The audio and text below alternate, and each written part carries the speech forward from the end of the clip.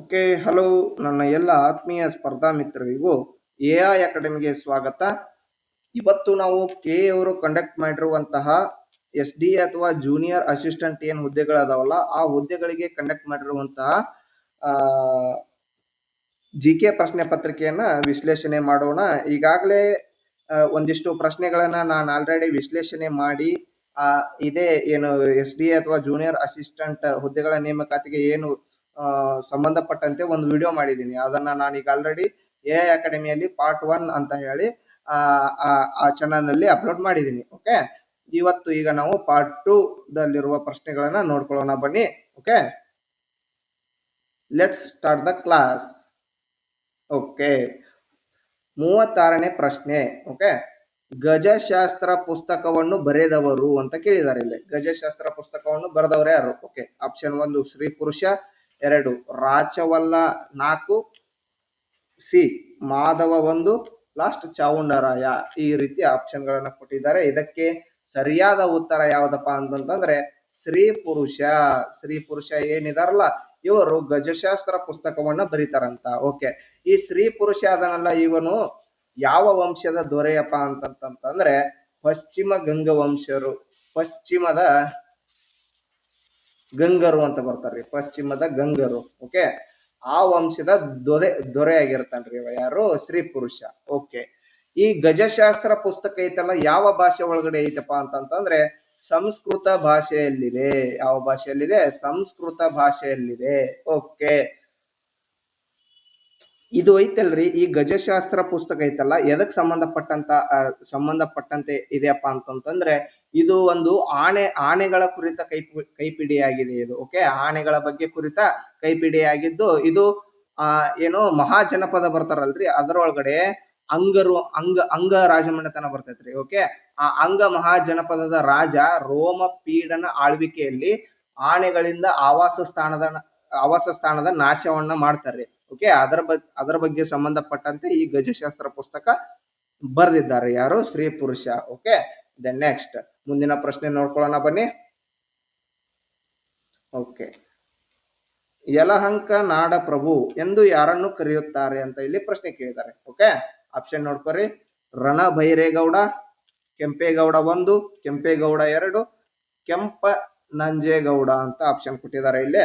ಇದಕ್ಕೆ actually answer ಏನಂತ ಕೊಟ್ಟಿದಾರಪ್ಪ ಅಂತಂತಂದ್ರೆ ಎಲ್ಲಾ ಆನ್ಸರ್ ಅಂತ, ಎಲ್ಲವೂ ಇವೆಲ್ಲವಕ್ಕೂ ಆನ್ಸರ್ ಒಟ್ಟೊಂದು ಯಾವ್ದಾದ್ರು ಒಂದು ನೀವು ಟಿಕ್ ಹಾಕಿ ಬಂದಿದ್ರಂದ್ರೆ ಇದ್ರೊಳಗಡೆ ನಿಮಗೆ ಸರಿಯಾದ ಉತ್ತರ ಅಂತ ಹೇಳಿ ಈ ಆನ್ಸರ್ ಕೊಟ್ಟಿದ್ದಾರೆ. ಓಕೆ, ಆಕ್ಚುಲಿ ಇದು ಏನು ಯಲಹಂಕ ನಾಡ ಪ್ರಭುಗಳು ಅದಾರಲ್ಲ ಅದೊಂದು ಮನೆತನ ರೀ. ಓಕೆ, ಆ ಮನೆತನದ ರಾಜರನ್ನ ಯಲಹಂಕ ನಾಡ ಪ್ರಭು ಅಂತ ಹೇಳಿ ಕರೀತಾರ ಅಂತ ಹೇಳಿ ಆ ರೀತಿಯಾಗಿ ಕೀ ಆನ್ಸರ್ ಕೊಟ್ಟಾರ ಅನ್ಸುತ್ತ. ಓಕೆ, ಇವರಿಗೆ ಸಂಬಂಧಪಟ್ಟಂತ ಮಾಹಿತಿಯನ್ನ ನೋಡ್ಕೊಳ್ಳೋಣ ಬನ್ನಿ. ಯಲಹಂಕ ನಾಡ ಪ್ರಭುಗಳು. ಓಕೆ, ಈ ಯಲಹಂಕ ನಾಡ ಪ್ರಭುಗಳು ಏನಿದಾರಲ್ಲ ಇವರು ಆಳ್ವಿಕೆ ಮಾಡಿದ್ದು ಎಷ್ಟರಿಂದ ಎಷ್ಟರವರೆಗೆ ಅಂದ್ರೆ 1418 ರಿಂದ 1728 ಇವರು ಆಳ್ವಿಕೆಯನ್ನ ಮಾಡ್ತಾರ.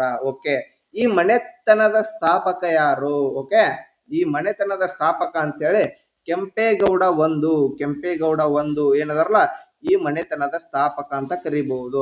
ಇವ್ರೇ ಐತಲ್ರಿ ಬೆಂಗಳೂರಿನ ಸ್ಥಾಪಕ ಕೂಡ ಇವರೇ. ಬೆಂದಕಾಳೂರು. ಓಕೆ, ಆ ಬೆಂಗಳೂರಿನ ಸ್ಥಾಪಕ ಕೂಡ ಈ Kempegowda 1. Okay, okay, actually main ಆಗಿ ಇವರಿಗೆ ಯಲಹಂಕ ನಾಡ ಪ್ರಭು ಅಂತ ಕರೀತಾರ ಅಂತೇಳಿ ಕೆಲವೊಂದು ಪುಸ್ತಕಗಳಲ್ಲಿ ಕೊಟ್ಟಾರ. ಓಕೆ, ಇಷ್ಟು ನಾವು ತಿಳ್ಕೊಂಡು ಮುಂದಿನ ಪ್ರಶ್ನೆ ನೋಡ್ಕೊಳ್ಳೋಣ ಬನ್ನಿ. ಚರಕ ಸಂಘವು ಬೆಂಗಳೂರಿನಲ್ಲಿ ಯಾರಿಂದ ಸ್ಥಾಪಿಸಲಾಯಿತು? ಓಕೆ, ಚರಕ ಸಂಘ ಅಂತ ಬರ್ತೈತ್ರಿ, ಅದು ಬೆಂಗಳೂರಿನ ಒಳಗಡೆ ಸ್ಥಾಪನೆ ಆಗ್ತದ. ಅದನ್ನ ಸ್ಥಾಪಿಸಿದವರು ಯಾರಂತ ಹೇಳಿ ಪ್ರಶ್ನೆ ಕೇಳಿದ್ದಾರೆ. ಆಪ್ಷನ್ ನೋಡ್ಕೊರಿ. RR Diwakar, NS Hardikar, Karnad Sadashivarao, Gangadhar Rao Deshpande. Okay, ಇದಕ್ಕೆ ಸರಿಯಾದ ಉತ್ತರ ಬಂದ್ಬಿಟ್ಟು ಗಂಗಾಧರ್ ರಾವ್ ದೇಶಪಾಂಡೆ ಅಂತ ನೋಡ್ರಿ. ಓಕೆ, ಗಂಗಾಧರ್ ರಾವ್ ದೇಶಪಾಂಡೆ ಅವರು ಬೆಂಗಳೂರಿನಲ್ಲಿ ಚರಕ ಸಂಘವನ್ನ ಸ್ಥಾಪಿಸ್ತಾರಂತ. ಓಕೆ, ಓಕೆ, ಈ ಗಂಗಾಧರ್ ರಾವ್ ದೇಶಪಾಂಡೆ ಅವರನ್ನ ಏನಂತ ಕರೀತಾರಪ್ಪ ಅಂತಂದ್ರೆ ಕೆ ಅಂತ ಶಾರ್ಟ್ಕಟ್ ಅಲ್ಲಿ ಕೊಡ್ತೀನಿ. ಕರ್ನಾಟಕದ ಸಿಂಹ, ಕರ್ನಾಟಕದ ಸಿಂಹ ಅಂತ ಕರೀತಾರ. ಮತ್ತ ಅದರ ಜೊತೆ ಕರ್ನಾಟಕದ ಕೇಸರಿ ಅಂತ ಕೂಡ ಕರೀತಾರ ನೋಡ್ರಿ, ಕರ್ನಾಟಕದ ಕೇಸರಿ. ಓಕೆ,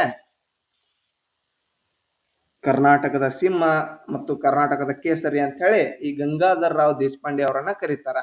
ಇವ್ರೈತಲ್ರಿ, ಈ ಚರಕ ಸಂಘವನ್ನ ಬೆಂಗಳೂರಿನಲ್ಲಿ ಎಷ್ಟರಲ್ಲಿ ಸ್ಥಾಪನೆ ಮಾಡ್ತಾರಪ್ಪ ಅಂತಂದ್ರೆ 1922ರಲ್ಲಿ ಸ್ಥಾಪನೆ ಮಾಡ್ತಾರ. ಓಕೆ, ಇವ್ರೈತಲ್ರಿ ಗಂಗಾಧರ ರಾವ್ ದೇಶಪಾಂಡೆ ಅವರು ಮೇನ್ ಆಗಿ ಇದು ಯಾವಾಗಪ್ಪ ಅಂತಂತಂದ್ರೆ 1924ರ INC ಕಾಂಗ್ರೆಸ್ ಅಧಿವೇಶನ ನಡೀತದಲ್ರಿ. INC ಅಧಿವೇಶನ ಎಲ್ಲಿ ನಡೀತದ ಅಂದ್ರೆ ಬೆಳಗಾವದಲ್ಲಿ ನಡೀತದ, ಬೆಳಗಾವಿ ಒಳಗಡೆ.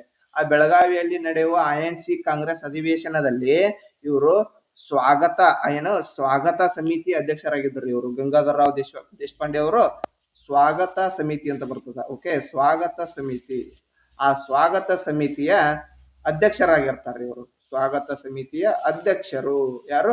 ಗಂಗಾಧರ ರಾವ್ ದೇಶಪಾಂಡೆ ಅವರು. ಓಕೆ, ನೆಕ್ಸ್ಟ್ ಮುಂದಿನ ಪ್ರಶ್ನೆಯನ್ನು ನೋಡೋಣ ಬನ್ನಿ. ಓಕೆ, ಜೂನ್ 2, 2023ರಿಂದ ಮುಂದಿನ 5 ವರ್ಷಗಳವರೆಗೆ ಯಾರನ್ನು ವಿಶ್ವ ಬ್ಯಾಂಕಿನ 14ನೇ ಅಧ್ಯಕ್ಷರನ್ನಾಗಿ ಆಯ್ಕೆ ಮಾಡಲಾಗಿದೆ? ಆಪ್ಷನ್ ನೋಡ್ಕೊರಿ. ಅಜಯ್ ಬಂಗಾ, ಗೀತಾ ಗೋಪಿನಾಥ್, ಇಂದರ್ಮಿತ್ ಗಿಲ್, ಕೌಶಿಕ್ ಬಸು. ಓಕೆ, ಇದಕ್ಕೆ ಸರಿಯಾದ ಉತ್ತರ ಯಾವ್ದಪ್ಪ ಅಂತಂದ್ರೆ ಅಜಯ್ ಬಂಗಾ ನೋಡ್ರಿ. ಓಕೆ, ಯಾವುದು? ಅಜಯ್ ಬಂಗಾ. ಓಕೆ ಓಕೆ ಈ ಅಜಯ್ ಬಂಗಾ ಅವರು ಅದರಲ್ರಿ, ಈ ಅಜಯ್ ಬಂಗಾ ಅವರು ಭಾರತೀಯ ಮೂಲದವರು ನೋಡ್ರಿ. ಇವರು ಭಾರತೀಯ ಮೂಲದವರಾಗಿದ್ದಾರೆ ಅಜಯ್ ಬಂಗಾ ಅವರು. ಓಕೆ, ಇದು ಆಗಿಂದ ಕರೆಂಟ್ ಅಫೇರ್ಸ್. ಈಗ ಪ್ರಸ್ತುತ ಕೂಡ ಇವರೇ ಅದಾರ್ರಿ. ಓಕೆ, ಯಾರು? ಅಜಯ್ ಬಂಗಾ ಅವರೇ ಈಗ ಪ್ರಸ್ತುತ ಅದಾರೆ. ಅಂದ್ರೆ 2023ರಿಂದ 5 ವರ್ಷ ಅಂದ್ರೆ ನೋಡ್ರಿ ನೀವೇ 28ರವರೆಗೂ ಆಗುತ್ತೆ. ಆದ್ರಿಂದ ಈಗ ಪ್ರಸ್ತುತ ಕೂಡ ಇವರೇ ಅಜಯ್ ಬಂಗಾದವರು ಅದಾರೆ. ಅಜಯ್ ಬಂಗಾ ಇವರೇ ಅದಾರ. ಓಕೆ, ಈ ವಿಶ್ವ ಬ್ಯಾಂಕ್ ಬಗ್ಗೆ ಒಂದಿಷ್ಟು ಮಾಹಿತಿಯನ್ನ ನೋಡ್ಕೊಳ್ಳೋಣ ಬರ್ರಿ. ಈ ವರ್ಲ್ಡ್ ಬ್ಯಾಂಕ್ ಏನು ವಿಶ್ವ ಬ್ಯಾಂಕ್ ಐತಲ್ಲ, ಇದು ಸ್ಥಾಪನೆ ಆಗಿದ್ದು ಎಷ್ಟರಲ್ಲಪ್ಪ ಅಂತಂದ್ರೆ 1944ರಲ್ಲಿ ಸ್ಥಾಪನೆ ಆಗ್ತದ.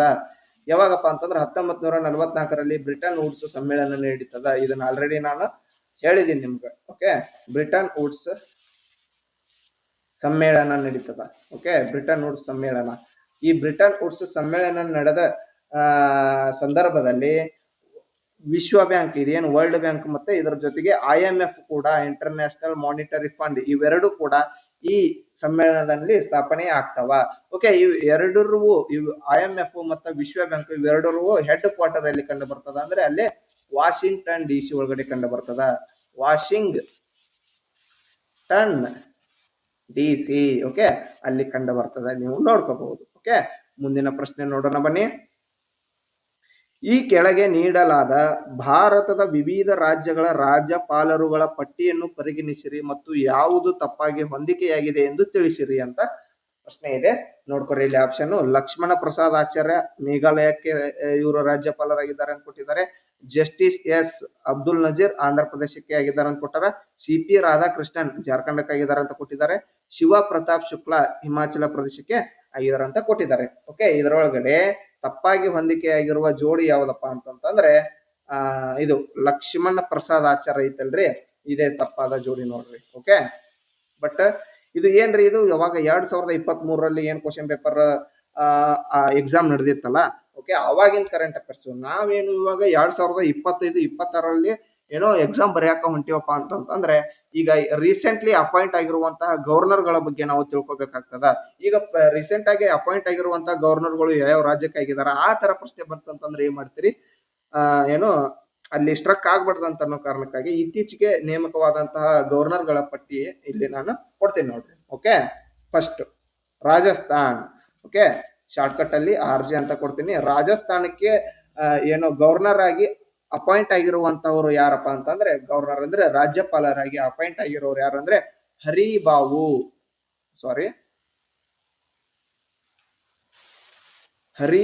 ಅಂತ ಬರ್ತಾರ. ಹರಿಬಾವು ಕಿಸಾನ್ ರಾವ್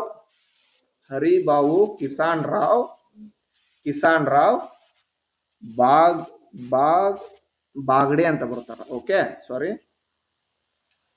ಬಾಗ್ಡೆ ಅಂತ ಬರ್ತಾರ. ಓಕೆ, ಇವ್ರು ಎಲ್ಲಿ ಅಪಾಯಿಂಟ್ ಆಗ್ತಾರ ಅಂತಂದ್ರೆ ರಾಜಸ್ಥಾನ ರಾಜ್ಯಕ್ಕೆ ರಾಜ್ಯಪಾಲರಾಗಿ ಆಯ್ಕೆಯಾದವರು ಯಾರಪ್ಪ ಅಂತಂದ್ರೆ ಹರಿಬಾಬು ಕಿಸನ್ ರಾವ್ ಬಾಗಡೆ. ಓಕೆ, ನೆಕ್ಸ್ಟ್ ಗೋವಾ, ನಮ್ಮ ರಾಜ್ಯ ಅಂತ ಹೇಳ್ಬೋದು ಇದು. ಓಕೆ ಓಕೆ, ಈ ರಾಜ್ಯಕ್ಕೆ ಗವರ್ನರ್ ಆಗಿ ಅಪಾಯಿಂಟ್ ಆದವ್ರು ಯಾರಂದ್ರೆ ಪೂಸಾಪತಿ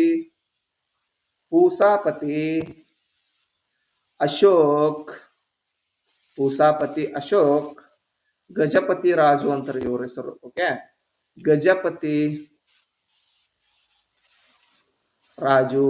ಓಕೆ, ಒಬ್ಬರದಾರ ಇದೆ ಹೆಸರು, ಪೂಸಾಪತಿ ಅಶೋಕ್ ಗಜಪತಿ ರಾಜು ಅವರು ಗೋವಾಕ್ಕೆ ರಾಜ್ಯಪಾಲರಾಗಿ ಅಪಾಯಿಂಟ್ ಆಗಿದ್ದಾರೆ. ನೆಕ್ಸ್ಟ್ ಹರಿಯಾಣ HR ಅಂತ ಕೊಡ್ತೀನಿ. ಓಕೆ, ಹರಿಯಾಣಕ್ಕೆ ಆಯ್ಕೆ ಆದವರು ಯಾರಪ್ಪ ಅಂತಂದ್ರೆ ಆಶಿಮ್ ಕುಮಾರ್ ಘೋಷ್.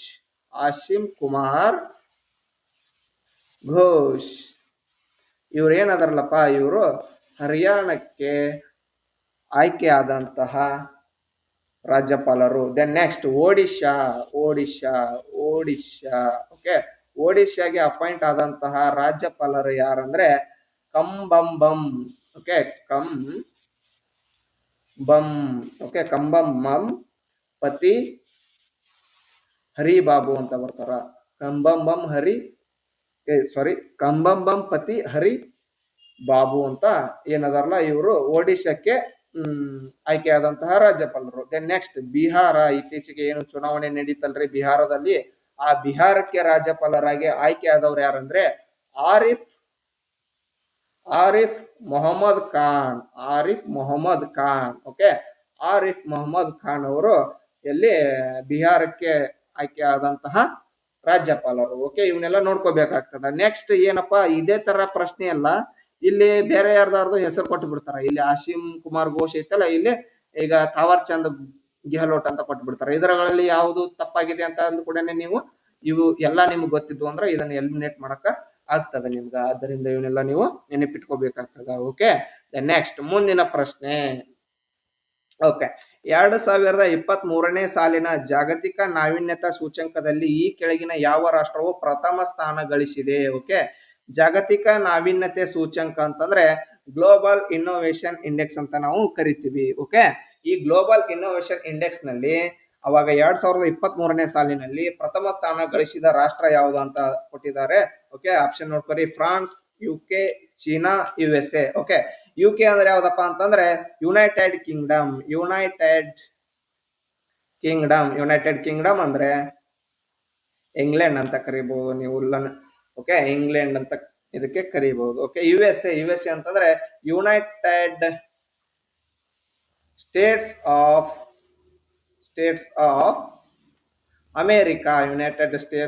ಅಮೇರಿಕಾ ಅಂತ. ಓಕೆ, USA ಅಂತಂದ್ರೆ ಅಮೆರಿಕ ಅಂತ ನೀವು ತಿಳ್ಕೊಬೇಕು. ಯುನೈಟೆಡ್ ಕಿಂಗ್ಡಮ್ ಅಂದ್ರೆ ಇಂಗ್ಲೆಂಡ್ ಅಂತ ತಿಳ್ಕೊಬೇಕು. ಏನು ಇಂಗ್ಲೆಂಡ್. ಓಕೆ, ಅವಾಗ ಇಂಗ್ಲೆಂಡ್. ಓಕೆ, ಅವಾಗ ಪ್ರಥಮ ಸ್ಥಾನ ಎಷ್ಟರಲ್ಲಿ 2023ರಲ್ಲಿ ಪ್ರಥಮ ಸ್ಥಾನ ಗಳಿಸಿದಂತದ್ದು ಜಾಗತಿಕ ನಾವೀನ್ಯತೆ ಸೂಚ್ಯಂಕದಲ್ಲಿ ಯುನೈಟೆಡ್ ಸ್ಟೇಟ್ಸ್ ಆಫ್ ಅಮೆರಿಕ ರೀ. ಓಕೆ, ನಮಗ ಅವಾಗಿಂದ ಬೇಡ, ಈಗ ಪ್ರಸ್ತುತ 2025ರಾಗಿಂದು ನಮಗ ಅಂಕಿ ಅಂಶಗಳು ಬೇಕಾಗ್ತದ. ಓಕೆ, ಇಲ್ಲೇ ಬರೀತೀನಿ. ಓಕೆ, 2025ರ ಏನು ಗ್ಲೋಬಲ್ ಇನ್ನೋವೇಷನ್ ಇಂಡೆಕ್ಸ್. ಓಕೆ, ಹಿಂಗ ಶಾರ್ಟ್ಕಟ್ ಅಲ್ಲಿ ಬರೀತೀನಿ ನಾನು. ಓಕೆ, ಅದರದ ಇದರೊಳಗೆ ದೇಶದೊಳಗಡೆ ಫಸ್ಟ್ ಬಂದಂತಹದ್ದು ಯಾವ್ದಪ್ಪ ಅಂತಂದ್ರೆ ಫಸ್ಟ್ ಆಗಿರುವಂತದ್ದು ಸ್ವಿಟ್ಜರ್ಲ್ಯಾಂಡ್ ನೋಡ್ರಿ. Okay, Switzerland. Okay, then next second ಯಾವ್ದಪ್ಪ? ಓಕೆ, ಸೆಕೆಂಡ್ ಯಾವ್ದಂದ್ರೆ ಸ್ವೀಡನ್ ನೋಡ್ರಿ. ಓಕೆ, ಸ್ವೀಡನ್ ಎದರಲ್ಲಿ ಇದು ಜಾಗತಿಕ ನಾವೀನ್ಯತೆ ಸೂಚ್ಯಂಕದೊಳಗಡೆ. ಓಕೆ, ಥರ್ಡ್ ಯಾವ್ದಪ್ಪ ಅಂತಂದ್ರೆ USA, United States of America, ಇದು ಥರ್ಡ್ ಬಂದೈತಿ. ದೆನ್ ನೆಕ್ಸ್ಟ್ ನಮ್ ಇಂಡಿಯಾ ಎಷ್ಟನೇ ರ್ಯಾಂಕ್ ಅಲ್ಲಿ ಇದೆಯಪ್ಪ ಅಂತಂದ್ರೆ 38ನೇ ರ್ಯಾಂಕ್ ನಲ್ಲಿ ಐತಿ ನೋಡ್ರಿ ನಮ್ ಇಂಡಿಯಾ, 38. ಓಕೆ, ಇದು ಭಾರತದ ನೋಡ್ರಿ, ಭಾರತದ ಸ್ಥಾನ. ಓಕೆ, ಎಷ್ಟು ದೇಶದೊಳಗಡೆ ಇವು ಸ್ಥಾನಪ್ಪ ಅಂತಂದ್ರೆ ಒಟ್ಟು 139 ದೇಶಗಳು ಪಾರ್ಟಿಸಿಪೇಟ್ ಮಾಡ್ತಾವ್ರಿ. ಅದರೊಳಗಡೆ ಇವು ಸ್ಥಾನಗಳು ಇದಾಗ್ತದ. ಓಕೆ, ಇದು ಏನ್ರಿ, ಇದು ಗ್ಲೋಬಲ್ ಇನ್ನೋವೇಷನ್ ಇಂಡೆಕ್ಸ್ ಅನ್ನೆಲ್ಲ ನಾನು, ಜಾಗತಿಕ ನಾವೀನ್ಯತೆ ಸೂಚ್ಯಂಕ. ಇದನ್ನ ಪ್ರಕಟಣೆ ಮಾಡೋರು ಯಾವ ಸಂಸ್ಥೆಯಪ್ಪ ಅಂತಂದ್ರೆ ವರ್ಲ್ಡ್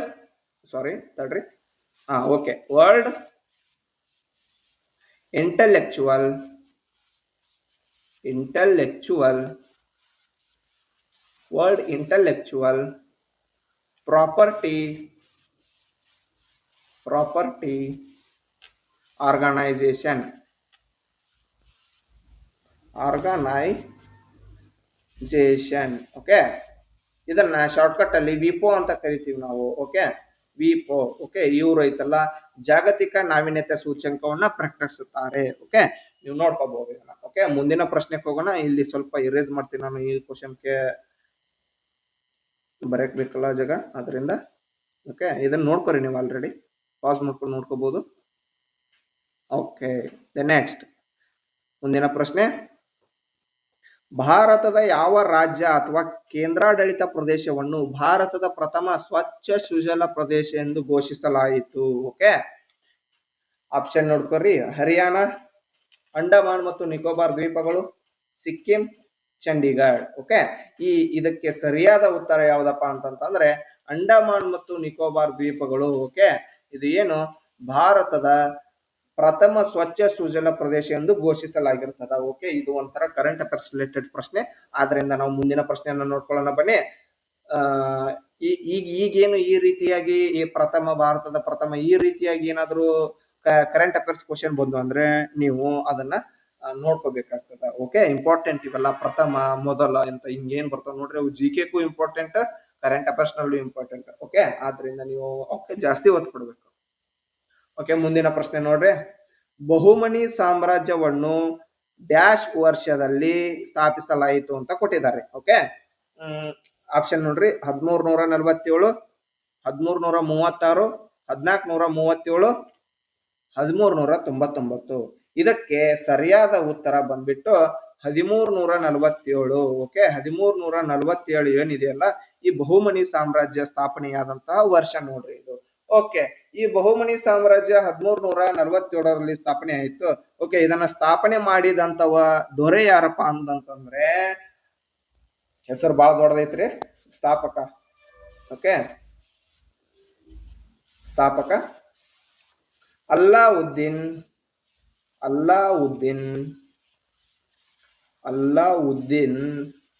ಹಸನ್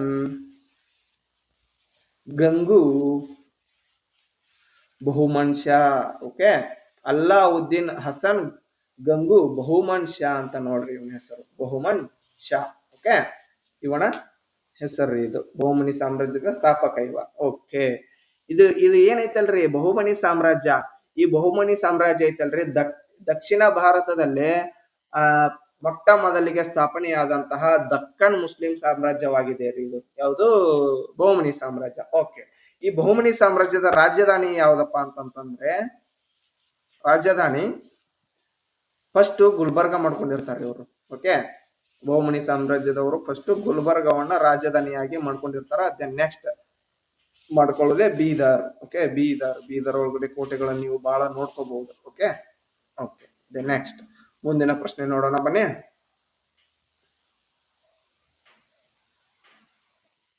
ಓಕೆ, ಮೇ 2023ರಲ್ಲಿ ಯಾವ ರಾಷ್ಟ್ರವು ತನ್ನ ನಾಣ್ಯ ಕರೆನ್ಸಿಯಲ್ಲಿ ಸ್ಥಿರತೆ ತರಲು ಮತ್ತು ಅದನ್ನು ಬಲಗೊಳಿಸಲು ಚಿನ್ನ ಬೆಂಬಲಿತ ಡಿಜಿಟಲ್ ಕರೆನ್ಸಿಯನ್ನು ಜಾರಿಗೆ ತಂದಿತು?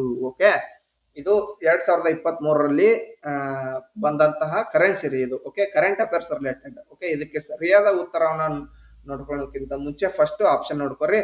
USA, Russia, Sweden, Zimbabwe. Okay, ಇದಕ್ಕೆ ಸರಿಯಾದ ಉತ್ತರ ಬಂದ್ಬಿಟ್ಟು Zimbabwe. Okay, Zimbabwe is the right answer. ಇದು 2023 ಚಿನ್ನ ಬೆಂಬಲಿತ ಡಿಜಿಟಲ್ ಕರೆನ್ಸಿಯನ್ನ ಜಾರಿಗೆ ತಂದಿರ್ತದ. ಓಕೆ, ಈ ರೀತಿಯಾಗಿ 2025ರಲ್ಲಿ ಯಾವ್ದಾದ್ರು ಬಂದಿದ್ದು ಅಂದ್ರೆ ನೀವು ಕರೆಂಟ್ ಅಫೇರ್ಸ್ ಒಳಗಡೆ ಅದನ್ನ ಕವರ್ ಮಾಡ್ಕೋಬೇಕಾಗ್ತದ. ಓಕೆ, ಮುಂದಿನ ಪ್ರಶ್ನೆ ನೋಡ್ಕೊರಿ.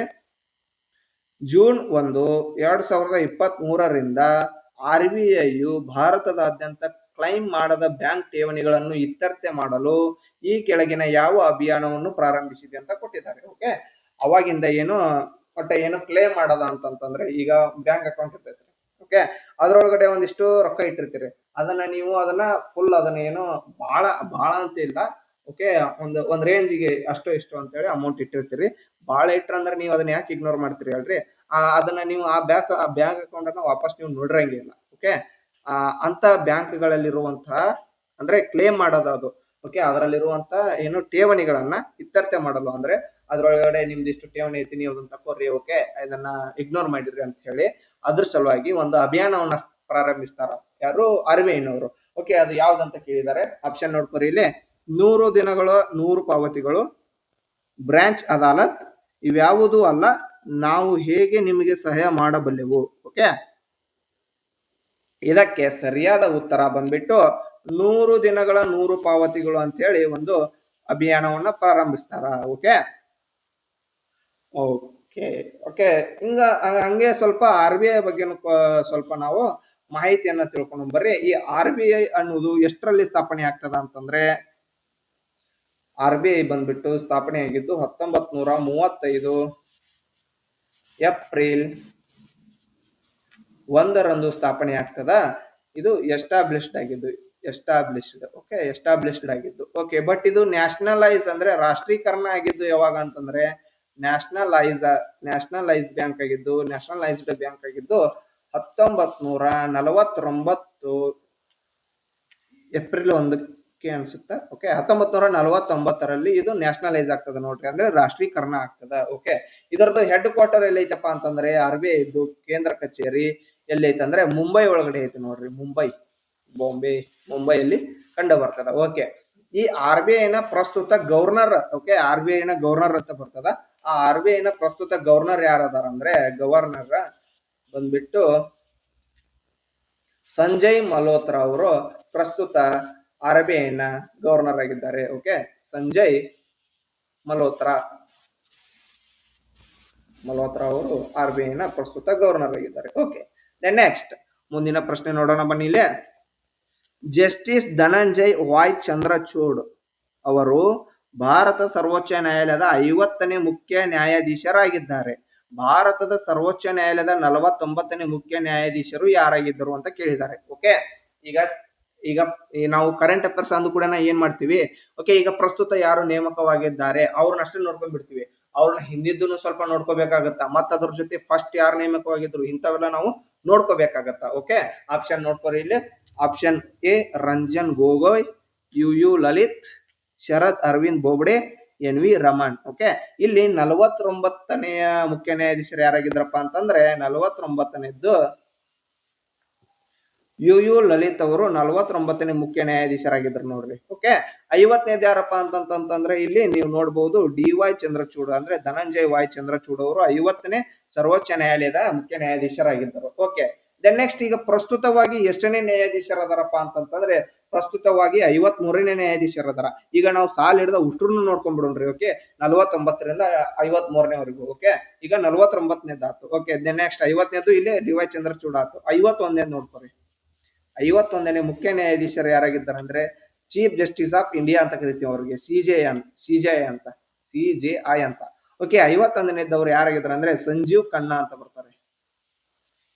ಸಂಜೀವ್ ಖನ್ನಾ ಅವರು 51ನೇ ಮುಖ್ಯ ನ್ಯಾಯಾಧೀಶರಾಗಿದ್ದರು. ಓಕೆ, ದೆನ್ ನೆಕ್ಸ್ಟ್ 52ನೇದವರು ಯಾರಾಗಿದ್ರಪ್ಪ ಅಂತಂತಂದ್ರೆ, 52ನೇದವರು BR ಗವಾಯಿ. ಓಕೆ, ಇವರು ಈಗ ಪ್ರಸ್ತುತ ಏನಿವರು ರಾಜೀನಾಮೆ ಕೊಟ್ಟ ಕ್ಯಾಸ ಈಗ 53ನೇದವರು ಯಾರಾಗ್ತಾರಪ್ಪ ಅಂತಂದ್ರೆ, 53ನೇ CJI ಆಗಿ ಇತ್ತೀಚೆಗೆ ಪ್ರಮಾಣ ವಚನವನ್ನ ಸ್ವೀಕರಿಸಿದ್ದಾರೆ. ಅವ್ರು ಯಾರಪ್ಪ ಅಂತಂತಂದ್ರೆ ಸೂರ್ಯಕಾಂತ್ ಅಂತ ಬರ್ತಾರ. ಓಕೆ, ಅವರು ಪ್ರಸ್ತುತವಾಗಿ ಆದಂತಹ ಸರ್ವೋಚ್ಚ ನ್ಯಾಯಾಲಯದ ಮುಖ್ಯ ನ್ಯಾಯಾಧೀಶರಾಗಿದ್ದಾರೆ. ಓಕೆ, ಸೂರ್ಯಕಾಂತ್ ಅವರು. ಓಕೆ, ಪ್ರಸ್ತುತ ಸುಪ್ರೀಂ ಕೋರ್ಟ್ ನ ಮುಖ್ಯ ನ್ಯಾಯಾಧೀಶರು. ಓಕೆ, ಇವನ್ನೆಲ್ಲ ನಾವು ನೋಡ್ಕೋಬೇಕಾಗ್ತದ. ಓಕೆ, ಈಗ ನೀವು ಜಸ್ಟ್ ಇದನ್ನಷ್ಟೇ ನೋಡ್ಕೋಬೇಡ್ರಿ, ಅದ್ರ ಹಿಂದಿನಷ್ಟು ನೋಡ್ಕೊಂಡ್ಬಿಡೋದು ಬೆಸ್ಟ್ ಈಗ. ಓಕೆ, ಈಗಿನ ಎಕ್ಸಾಮ್ ಪಾಯಿಂಟ್ ಆಫ್ ವ್ಯೂ ಆ ರೇಂಜ್ಗೆ ಕ್ವಶನ್ ಬರಕತ್ತಾವ. ಓಕೆ, ಮುಂದಿನ ಪ್ರಶ್ನೆಯನ್ನ ನೋಡೋಣ ಬನ್ನಿಲ್ಲಿ. COVID-19 ಸಾಂಕ್ರಾಮಿಕವನ್ನು ನಿರ್ವಹಿಸಲು ಸರ್ಕಾರವು ಅನುಸರಿಸಿದ ತಂತ್ರವನ್ನು ಗುರುತಿಸಿ ಕೇಂದ್ರ ಆರೋಗ್ಯ ಮತ್ತು ಕುಟುಂಬ ಕಲ್ಯಾಣ ಸಚಿವಾಲಯಕ್ಕೆ 2023ರಲ್ಲಿ ಈ ಕೆಳಗಿನ ಯಾವ ಪ್ರಶಸ್ತಿ ಬಹುಮಾನವನ್ನು ನೀಡಲಾಗಿದೆ ಅಂತ ಕೊಟ್ಟಿದ್ದಾರೆ. Okay, world ADC award, Titan health award, Porter prize, Topra award. Okay, ಇದಕ್ಕೆ ಸರಿಯಾದ ಉತ್ತರ ಬಂದ್ಬಿಟ್ಟು ಪೋರ್ಟರ್ ಪ್ರೈಸ್ ಅಂತ ನೋಡ್ರಿ. ಓಕೆ, ಪೋರ್ಟರ್ ಪ್ರೈಸ್ ಇದು ಏನೈತಲ್ಲ ಇದಕ್ಕೆ ಸರಿಯಾದ ಉತ್ತರವಾಗಿದೆ. ಇದು ಕರೆಂಟ್ ಅಫೇರ್ಸ್ ಒಳಗಡೆ ಬಂದಿರತಕ್ಕಂತಹ ಯಾವಾಗ 2023ರಲ್ಲಿ ಬಂದಿರತಕ್ಕಂತಹ ಪ್ರಶಸ್ತಿ. ಆದ್ದರಿಂದ ನಾವೀಗ ಮುಂದಿನ ಪ್ರಶ್ನೆ ನೋಡ್ಕೊಳ್ಳೋಣ ಬನ್ನಿ. ಓಕೆ, ಮುಂದಿನ ಪ್ರಶ್ನೆ ನೋಡೋಣ ಬನ್ನಿಲಿ.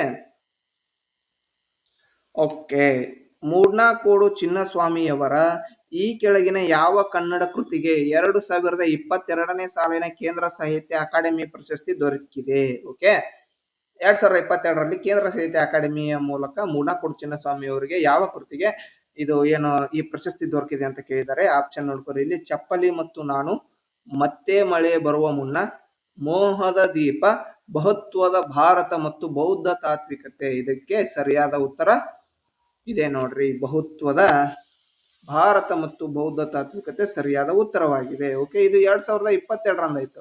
ಓಕೆ, ಪ್ರಸ್ತುತ ಅಂತಂತಂದ್ರೆ 2025ರಲ್ಲಿ ಇನ್ನೂ ಪ್ರಶಸ್ತಿ ಪ್ರಕಟವಾಗಿಲ್ಲ.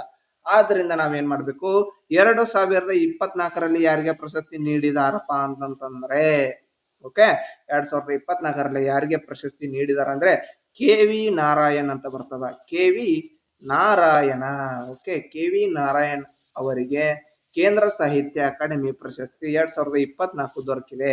ಓಕೆ, ಇವರಿಗೆ ಯಾವ ಕೃತಿಗೆ ಈ ಪ್ರಶಸ್ತಿ ದೊರಕಿದೆಯಪ್ಪ ಅಂತಂದ್ರೆ ನುಡಿಗಳ ಅಳಿವು ಕೃತಿ. ಓಕೆ, ಕೃತಿ ನುಡಿಗಳ ಅಳಿವು ಅಂತ ಬರ್ತದ. ಓಕೆ, ನುಡಿಗಳ ಅಳಿವು, ನುಡಿಗಳ ಅಳಿವು ಈ ಕೃತಿಯಾಗಿದೆ. ಓಕೆ, ಇದು ಏನು ಕೇಂದ್ರ ಸಾಹಿತ್ಯ ಅಕಾಡೆಮಿ ಪ್ರಶಸ್ತಿ ಐತಲ್ಲ, ಇದಕ್ಕೆ ಸಂಬಂಧಪಟ್ಟಂತೆ ಒಂದ್ ಸ್ವಲ್ಪ ಮಾಹಿತಿಯನ್ನ ನೋಡ್ಕೊರಿ ಇಲ್ಲಿ. ಈ ಪ್ರಶಸ್ತಿಯು ಸ್ಥಾಪನೆಯಾಗಿದ್ದು ಎಷ್ಟರಲ್ಲಪ್ಪ ಅಂತಂದ್ರೆ ಇದು ಕೇಂದ್ರ ಸಾಹಿತ್ಯ ಅಕಾಡೆಮಿ. ಓಕೆ, ಕೇಂದ್ರ ಸಾಹಿತ್ಯ ಅಕಾಡೆಮಿ ಪ್ರಶಸ್ತಿ. ಓಕೆ, ಈ ಪ್ರಶಸ್ತಿ ಈ ಪ್ರಶಸ್ತಿ ಸ್ಥಾಪನೆಯಾಗಿದ್ದು 1954ರಲ್ಲಿ ಸ್ಥಾಪನೆ ಆಗ್ತದ. 1954ರಲ್ಲಿ ಸ್ಥಾಪನೆ ಆಗ್ತದೆ ಈ ಪ್ರಶಸ್ತಿ. ಈ ಪ್ರಶಸ್ತಿಯನ್ನ ಎಷ್ಟು ಭಾಷೆಗಳಿಗೆ ನೀಡುತ್ತಾರೆ ಅಂತಾನು ಪ್ರಶ್ನೆ ಕೇಳ್ಯಾರ. ಎಷ್ಟು ಭಾಷೆಗಳಿಗೆ ನೀಡಲಾಗುತ್ತದೆಯಪ್ಪ ಅಂತಂದ್ರೆ ಒಟ್ಟು 24 ಭಾಷೆಗಳಿಗೆ ನೀಡಲಾಗ್ತದ. ಓಕೆ, 24 ಭಾಷೆಗಳು ಯಾವಪ್ಪ ಅಂತಂತಂದ್ರೆ ನಮ್ಮ ಸಂವಿಧಾನದ 8ನೇ ಅನುಸೂಚಿ ಒಳಗಡೆ 22 ಭಾಷೆ ಅದಾವು. ಆ 22 ಭಾಷೆಗಳಿಗೂ ನೀಡ್ತಾರ. ಮತ್ ಇನ್ನ 2 ಭಾಷೆಗಳು ಯಾವಪ್ಪ ಅಂತಂತಂದ್ರೆ ಇನ್ನ 2ರಲ್ಲಿ ಒಂದು ಇಂಗ್ಲಿಷ್, ಇನ್ನೊಂದು ಯಾವ್ದಂದ್ರೆ ರಾಜಸ್ಥಾನಿ. ಇಂಗ್ಲಿಷ್ ಮತ್ತು ರಾಜಸ್ಥಾನಿ ಭಾಷೆಗೂ ಕೂಡ ಈ ಕೇಂದ್ರ ಸಾಹಿತ್ಯ ಅಕಾಡೆಮಿ ಪ್ರಶಸ್ತಿಯನ್ನ ನೀಡಲಾಗ್ತದ. ಓಕೆ, ಈ ಪ್ರಶಸ್ತಿಯನ್ನ ಪ್ರತಿ ವರ್ಷ ನೀಡ್ತಾರೆ. ಓಕೆ, ಅಂದ್ರೆ ಇವೇನು ಈ 24 ಭಾಷೆಗಳದಲ್ಲ, ಈ 24 ಭಾಷೆಗಳಿಗೂ ಇದು ಏನು ಈ ಕೇಂದ್ರ ಸಾಹಿತ್ಯ ಅಕಾಡೆಮಿ ಪ್ರಶಸ್ತಿ ಐತಲ್ಲ ಪ್ರತಿ ವರ್ಷ ನೀಡ್ತಾರೆ. ಓಕೆ, ಈ ಪ್ರಶಸ್ತಿ ಜೊತೆ ಒಂದು ಪ್ರಶಸ್ತಿ ಪದಕ ಬರ್ತದ, ಮತ್ತು ಅದರ ಜೊತೆ 1 ಲಕ್ಷ ರು ಬಹುಮಾನ ಇರ್ತದ ನೋಡ್ರಿ. 1 ಲಕ್ಷ ರು ಬಹುಮಾನ ಇರ್ತದ. ಓಕೆ, 1 ಲಕ್ಷ ರೂಪಾಯಿ ಬಹುಮಾನ ಕೊಡ್ತಾರ ಇಲ್ಲಿ. ಓಕೆ, ಮುಂದಿನ ಪ್ರಶ್ನೆ ನೋಡ್ಕೊರಿ ಇಲ್ಲಿ. ಲಡಾಖ್ನ ಈ ಕೆಳಗಿನ ಯಾವ ಸರೋವರವನ್ನು ಇತ್ತೀಚೆಗೆ ಪ್ರಥಮ ಜೈವ ವೈವಿಧ್ಯತೆಯ ಪರಂಪರೆಯ ತಾಣವಾಗಿ ಘೋಷಿಸಲಾಯಿತು? Okay, option ನೋಡ್ಕೊರಿ. ಸೋಕಾರ್, ಪ್ಯಾಂಗಾಂಗೋ ಸರೋವರ, ಯಾಯಾತ್ಸೋ, ಯಾರಬ್ಸೋ. ಇವೆಲ್ಲ ಏನ್ರಿ ಸರೋವರಗಳ್ರಿ. ಇದರೊಳಗಡೆ ಪ್ರಥಮ ಜೈವ ವೈವಿಧ್ಯತೆಯ ಪರಂಪರೆಯ ತಾಣ ಅಂತ ಹೇಳಿ ಅದು ಎಸ್ಪೆಷಲಿ ಲಡಾಖ್ನ ಪ್ರಥಮ ಜೈವ ವೈವಿಧ್ಯತೆಯ ಪರಂಪರೆಯ ತಾಣ ಅಂತ ಹೇಳಿ ಯಾವ ಸರೋವರವನ್ನ ಘೋಷಿಸಲಾಗಿದೆ ಅಂತಂದ್ರೆ ಯಾಯಾತ್ಸೋ ಸರೋವರ ನೋಡ್ರಿ. ಓಕೆ, ಈ ಯಾಯಾತ್ಸೋ ಸರೋವರ ಐತಲ್ಲ ಪ್ರಥಮವಾಗಿ ಜೈವ ವೈವಿಧ್ಯ ಪರಂಪರೆಗೆ ಆಯ್ಕೆಯಾದಂತಹ ತಾಣವಾಗಿದೆ. ಈ ಯಾಯಾತ್ಸೋ ಏನು ಇದು ಸರೋವರ ಬರ್ತದಲ್ಲ ಇದಕ್ಕೆ ಪಕ್ಷಿಗಳ ಸ್ವರ್ಗ ಅಂತ ಕರೀತಾರೆ ನೋಡ್ರಿ. ಏನು ಪಕ್ಷಿಗಳ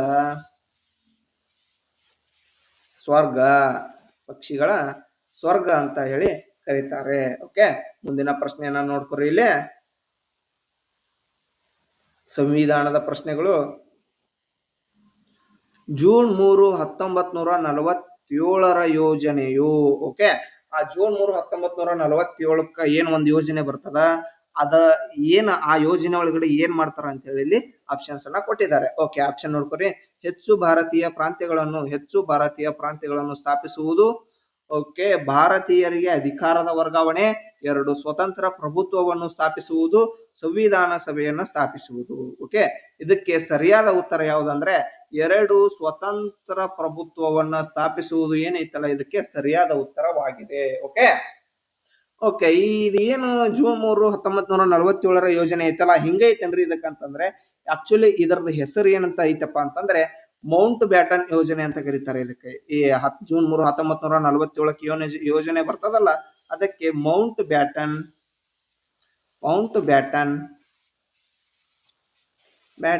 ಯೋಜನೆ ಅಂತ ಕರೀತಾರ. ಓಕೆ, ಈ ಈ ಈ ಹೆಸರನ್ನೇ ಯಾಕೆ ತಗೊಂತಾರಪ್ಪ ಅಂತಂದ್ರೆ ಆಗಿನ ವೈಸರಾಯ ಅವನೇ ಇರ್ತಾರ. ಯಾರು? ಮೌಂಟ್ ಬ್ಯಾಟನ್ ನೇ ಆಗಿನ ವೈಸರಾಯ ಇರ್ತಾನ. ಓಕೆ, ಈ ಮೌಂಟ್ ಬ್ಯಾಟನ್ ಇದು ಯೋಜನೆ ಏನೈತಲ್ಲಪ್ಪ, ಇದು ಇದು ಯಾಕೆ ಬರ್ತದಪ್ಪ ಅಂತಂದ್ರೆ ಈಗ ಎರಡು ಸ್ವತಂತ್ರ ಪ್ರಭುತ್ವವನ್ನ ಸ್ಥಾಪಿಸುವುದು. ಓಕೆ, ನಮ್ಮ ಇದು ಯಾರಪ್ಪ,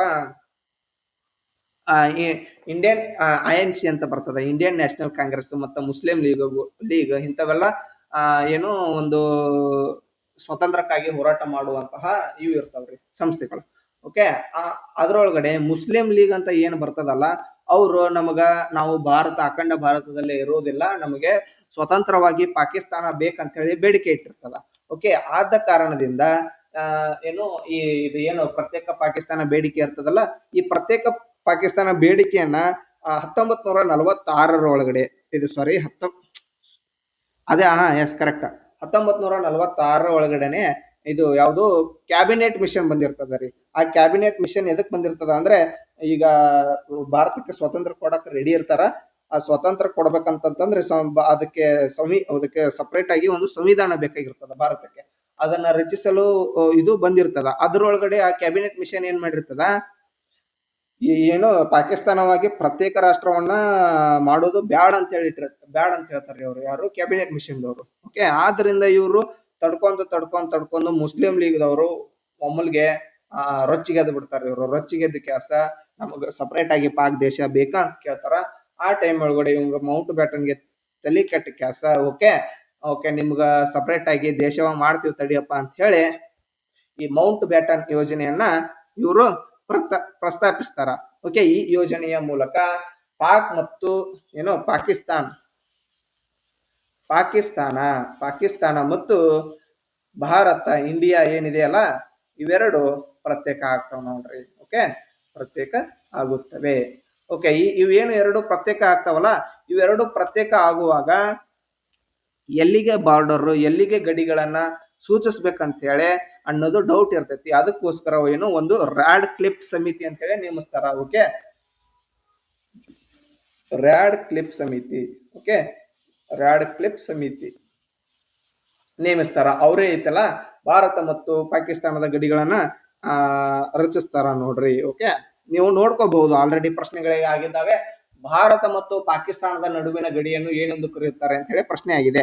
ಅದಕ್ಕೆ ರ್ಯಾಡ್ ಕ್ಲಿಪ್ ರೇಖೆ ಅಂತಾನ ಕರೀತಾರ. ಓಕೆ, ಅವರ ಸಮಿತಿಯ ರ್ಯಾಡ್ ಕ್ಲಿಪ್ ಅವರ ಏನು ಆ ಸಮಿತಿ ಅಧ್ಯಕ್ಷತೆ ವಹಿಸಿರ್ತಾರ, ಅದಕ್ಕೋಸ್ಕರ ಆ ಹೆಸರಿಟ್ಟಿರ್ತಾರ ನೋಡ್ರಿ. ಓಕೆ, ಮುಂದಿನ ಪ್ರಶ್ನೆ ನೋಡ್ತಾರೆ ಇಲ್ಲೇ.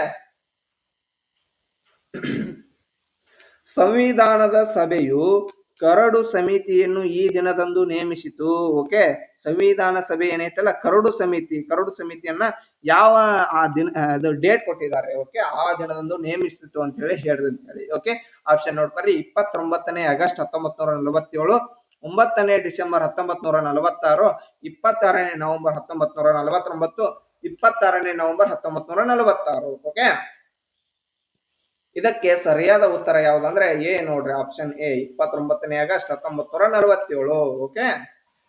ಓಕೆ, ಮುಖ್ಯವಾಗಿ ಈ ಕರಡು ಸಮಿತಿ ಅಂತ ಏನು ಬರ್ತದಲ್ರಿ, ಕರಡು ಸಮಿತಿ. ಓಕೆ, ಈ ಕರಡು ಸಮಿತಿ ಒಳಗಡೆ ಒಟ್ಟು ಎಷ್ಟು ಜನ ಸದಸ್ಯರಿರ್ತಾರ ಅಂದ್ರೆ 7 ಜನ ಸದಸ್ಯರಿರ್ತಾರ. 7 ಜನ ಸದಸ್ಯರಿರ್ತಾರ.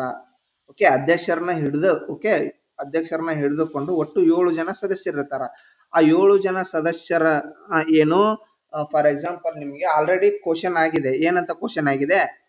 ಸಂವಿಧಾನ ಕರಡು ಸಮಿತಿಯಲ್ಲಿ ಇದ್ದಂತಹ ಸದಸ್ಯರುಗಳಲ್ಲಿ ಇವರುಗಳಲ್ಲಿ ಯಾರು ಅಲ್ಲ ಅಂತ ಹೇಳಿ ಒಟ್ಟು ಒಂದು 4 ಆಪ್ಷನ್ ಕೊಡ್ತಾರೆ. ಅದರೊಳಗಡೆ ಒಂದಾಗಿರೋದಿಲ್ಲ. ಓಕೆ, ಆ ಟೈಮ್ ಒಳಗಡೆ ನಿಮಗೆ 7 ಸದಸ್ಯರ ಹೆಸರು ಗೊತ್ತಿರಲಿಲ್ಲ ಅಂದ್ರೆ ಎಲಿಮಿನೇಷನ್ ಮಾಡಕ್ಕಾಗಲ್ಲ ನಿಮ್ಗೆ. ಓಕೆ, ಆದ್ರಿಂದ ನಾನು ನಿಮ್ಗ ಆ 7 ಸದಸ್ಯರ ಹೆಸರಿನ ಬಗ್ಗೆ ಒಂದು ಟ್ರಿಕ್ ಕೊಡ್ತೀನಿ ನೋಡ್ರಿ. ಓಕೆ, ಶಾರ್ಟ್ಕಟ್ ಏನೋ ಅದಕ್ಕೋಸ್ಕರ ಒಂದು ಕೋಡ್ ಕೊಡ್ತೀನಿ ನಿಮ್ಗ. ಆ ಕೋಡ್ ಏನಪ್ಪಾ ಅಂತಂದ್ರೆ, ಕೋಡು ಅಮ್ಮ GST ಅಂತ ನೋಡ್ರಿ. AMMA GST. ಓಕೆ, ಅಮ್ಮ GST ಅಂತ ಹೇಳಿ ಕೊಡ್ರಿ ಇದು. ಓಕೆ, ಕೊಡ್ರಿ ಇದು ಎದಕ್ಕ? ಕರಡು ಸಮಿತಿಯ ಸದಸ್ಯರನ್ನ ನೆನಪಿಟ್ಕೊಳ್ಳಾಕ. ಓಕೆ, ಆ ಕರಡು ಸಮಿತಿಯ ಸದಸ್ಯರಲ್ಲಿ ಫಸ್ಟ್ ಎ ಅಂತ ಯಾರನ್ನ ಸೂಚಿಸ್ತೀವಿ ಅಂದ್ರೆ ನಾವು ಡಾಕ್ಟರ್ BR ಅಂಬೇಡ್ಕರ್ ಅವ್ರು ಏನ್ ಬರ್ತಾರಲ್ಲಿ, ಅವರು ಅಂಬೇಡ್ಕರ್ ಅವರ ಹೆಸರಿಗೆ ಎ ಅಂತ ಕೋಡನ್ನ ನಾನು ಸೂಚಿಸ್ತೀನಿ. ದೆನ್ ನೆಕ್ಸ್ಟ್ ಎಂ ಅಂತಂತಂದ್ರೆ ಎನ್ ಮಾಧವ ರಾವಣ್ ಅಂತ ಒಬ್ರು ಬರ್ತಾರ. ಎನ್ ಮಾಧವ ರಾವಣ್ ಅಂತ ಹೇಳಿ ಒಬ್ರು ಬರ್ತದ, ಅವರಿಗೆ ನಾನು ಇದು ಎಂ ಅಂತ ಕೊಡ್ತೀನಿ. ದೆನ್ ನೆಕ್ಸ್ಟ್ ಬರೋರು ಯಾರು ಅಂದ್ರೆ KM ಮುನ್ಷಿ ಅಂತ ಬರ್ತಾರ. Okay, KM Munshi. Okay, Munshi. Okay, ನೀವಿಲ್ಲಿ ಫಸ್ಟ್ ಕೆ ಐತಿ, ಇದನ್ನ ಈ ರೀತಿ ಕೊಟ್ಟಿ ಬೈ ಇದು ನೋಡ್ಕೊರಿ. ಆಕ್ಚುಲಿ ಇದು ಐತಲ್ಲ ಏನಂದ್ರೆ ಟ್ರಿಕ್, ನೀವು ಒಟ್ಟು ಇದನ್ನ ಹೆಂಗಾದ್ರೂ ಮಾಡಿ ನೆನಪಿಟ್ಕೋಬೇಕು ಅನ್ನೋಕ್ಕೋಸ್ಕರ ನಾ ಇಲ್ಲಿ ಎ ಅಂದ್ರೆ ಎ ಫಾರ್ ಅಂಬೇಡ್ಕರ್ ಅಂತ ನಾನು ಕೊಡ್ತೀನಿ. ಓಕೆ, ಎಂ ಅಂದ್ರೆ ಎಂ ಫಾರ್ ಮಾಧವ ರಾವಣ್ ಅಂತ ಕೊಡ್ತೀನಿ. ದೆನ್ ನೆಕ್ಸ್ಟ್ ಎಂ ಕೊಟ್ಟಿದ್ದಾರೆ, ಇಲ್ಲಿ ಎಂ ಫಾರ್ ಮುನ್ಷಿ ಅಂತ ಕೊಟ್ಟಿನಿ. ಈ ರೀತಿಯಾಗಿ ನೆನಪಿಟ್ಕೊಳಕ ನೀವು ಹೆಂಗಾರ ಮಾಡಿ ಒಟ್ಟು ಒಂದು ಟ್ರಿಕ್ ಇಟ್ಕೋಬೇಕಾಗ್ತದ. ಆದ್ರಿಂದ ನಾನು ಈ ರೀತಿ ಕೊಟ್ಟಿದ್ದೀನಿ. ಓಕೆ, ದೆನ್ ನೆಕ್ಸ್ಟ್ ಎ ಐತಿ. ಎ ಅಂತಂದ್ರೆ ಎ ಫಾರ್ ಅಲ್ಲಾಡಿ ಕೃಷ್ಣಸ್ವಾಮಿ ಅಯ್ಯರ್ ಅಂತ ಬರ್ತಾರೆ. ಅಲ್ಲಾಡಿ ಕೃಷ್ಣಸ್ವಾಮಿ ಅಯ್ಯರ್ ಅವರು ಕಂಡು ಬರ್ತಾರ. ಅವರಿಗೆ ಈ ರೀತಿ ಕೋಡನ್ನ ಕೊಡಬಹುದು ನಾವು A. Okay, then next G ಐತಿ.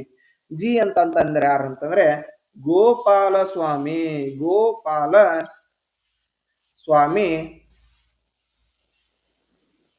ಅಯ್ಯಂಗಾರ್ ಅಂತ ಬರ್ತಾರ. ಓಕೆ, ಗೋಪಾಲ ಸ್ವಾಮಿ ಅಯ್ಯಂಗಾರ್ ಅಂತ ಬರ್ತಾರಲ್ಲ, ಇವರಿಗೆ ಜಿ ಕೊಡ್ತೀನಿ. ದೆನ್ ನೆಕ್ಸ್ಟ್ ಎಸ್ ಏನೈತಲ್ಲ, ಎಸ್. ಓಕೆ, ಎಸ್ ಅಲ್ಲಿ ಬರೋ ಜಾಗ ಇಲ್ಲ, ಅದ ಕಾರಣ ಕೆಳಗೆ ತಗೊಂತೀನಿ. ಎಸ್ ಅಂತಂದ್ರೆ ಸೈಯದ್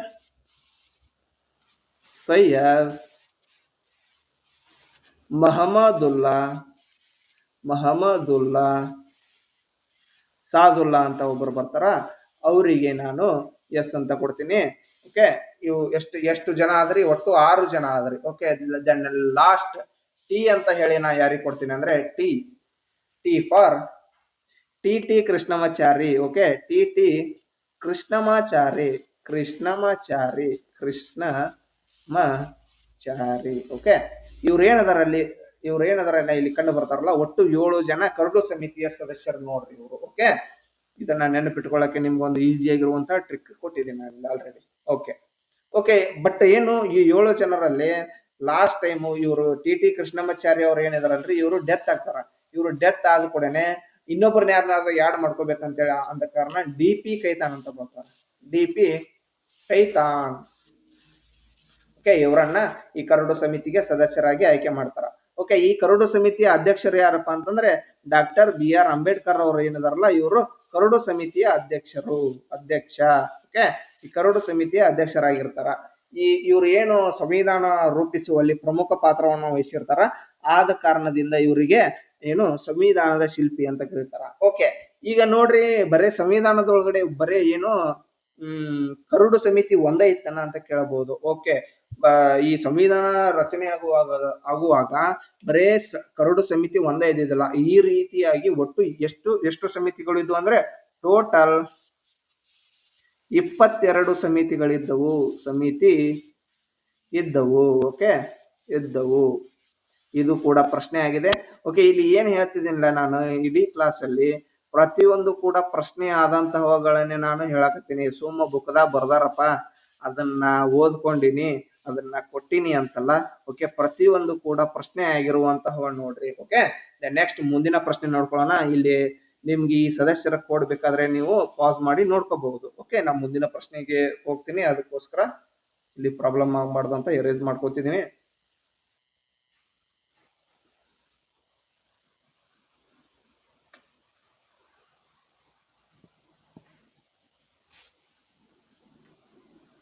ಓಕೆ, ಮುಂದಿನ ಪ್ರಶ್ನೆ ನೋಡ್ರಿ. ಇಲ್ಲೇ ಈಡಿಸ್ ಈಜಿಪ್ಟ್ ಯು ಯಾವುದರ ವಾಹಕ? ವೆಕ್ಟರ್ ಅಂತ ಕೊಟ್ಟಿದ್ದಾರೆ ಇಲ್ಲಿ. ಓಕೆ, ಇಡಿಸ್ ಈಜಿಪ್ಟ್ ಅಂತ ಹೇಳಿ ಇದು ಸೊಳ್ಳೆರಿ ಇದು. ಓಕೆ, ಇದು ಯಾವುದರ ವಾಹಕ? ಯಾವ ರೋಗಕ್ಕೆ ಸಂಬಂಧಪಟ್ಟಂತ ವಾಹಕ ಅಂತ ಹೇಳಿ ಕೊಟ್ಟಿದ್ದಾರೆ.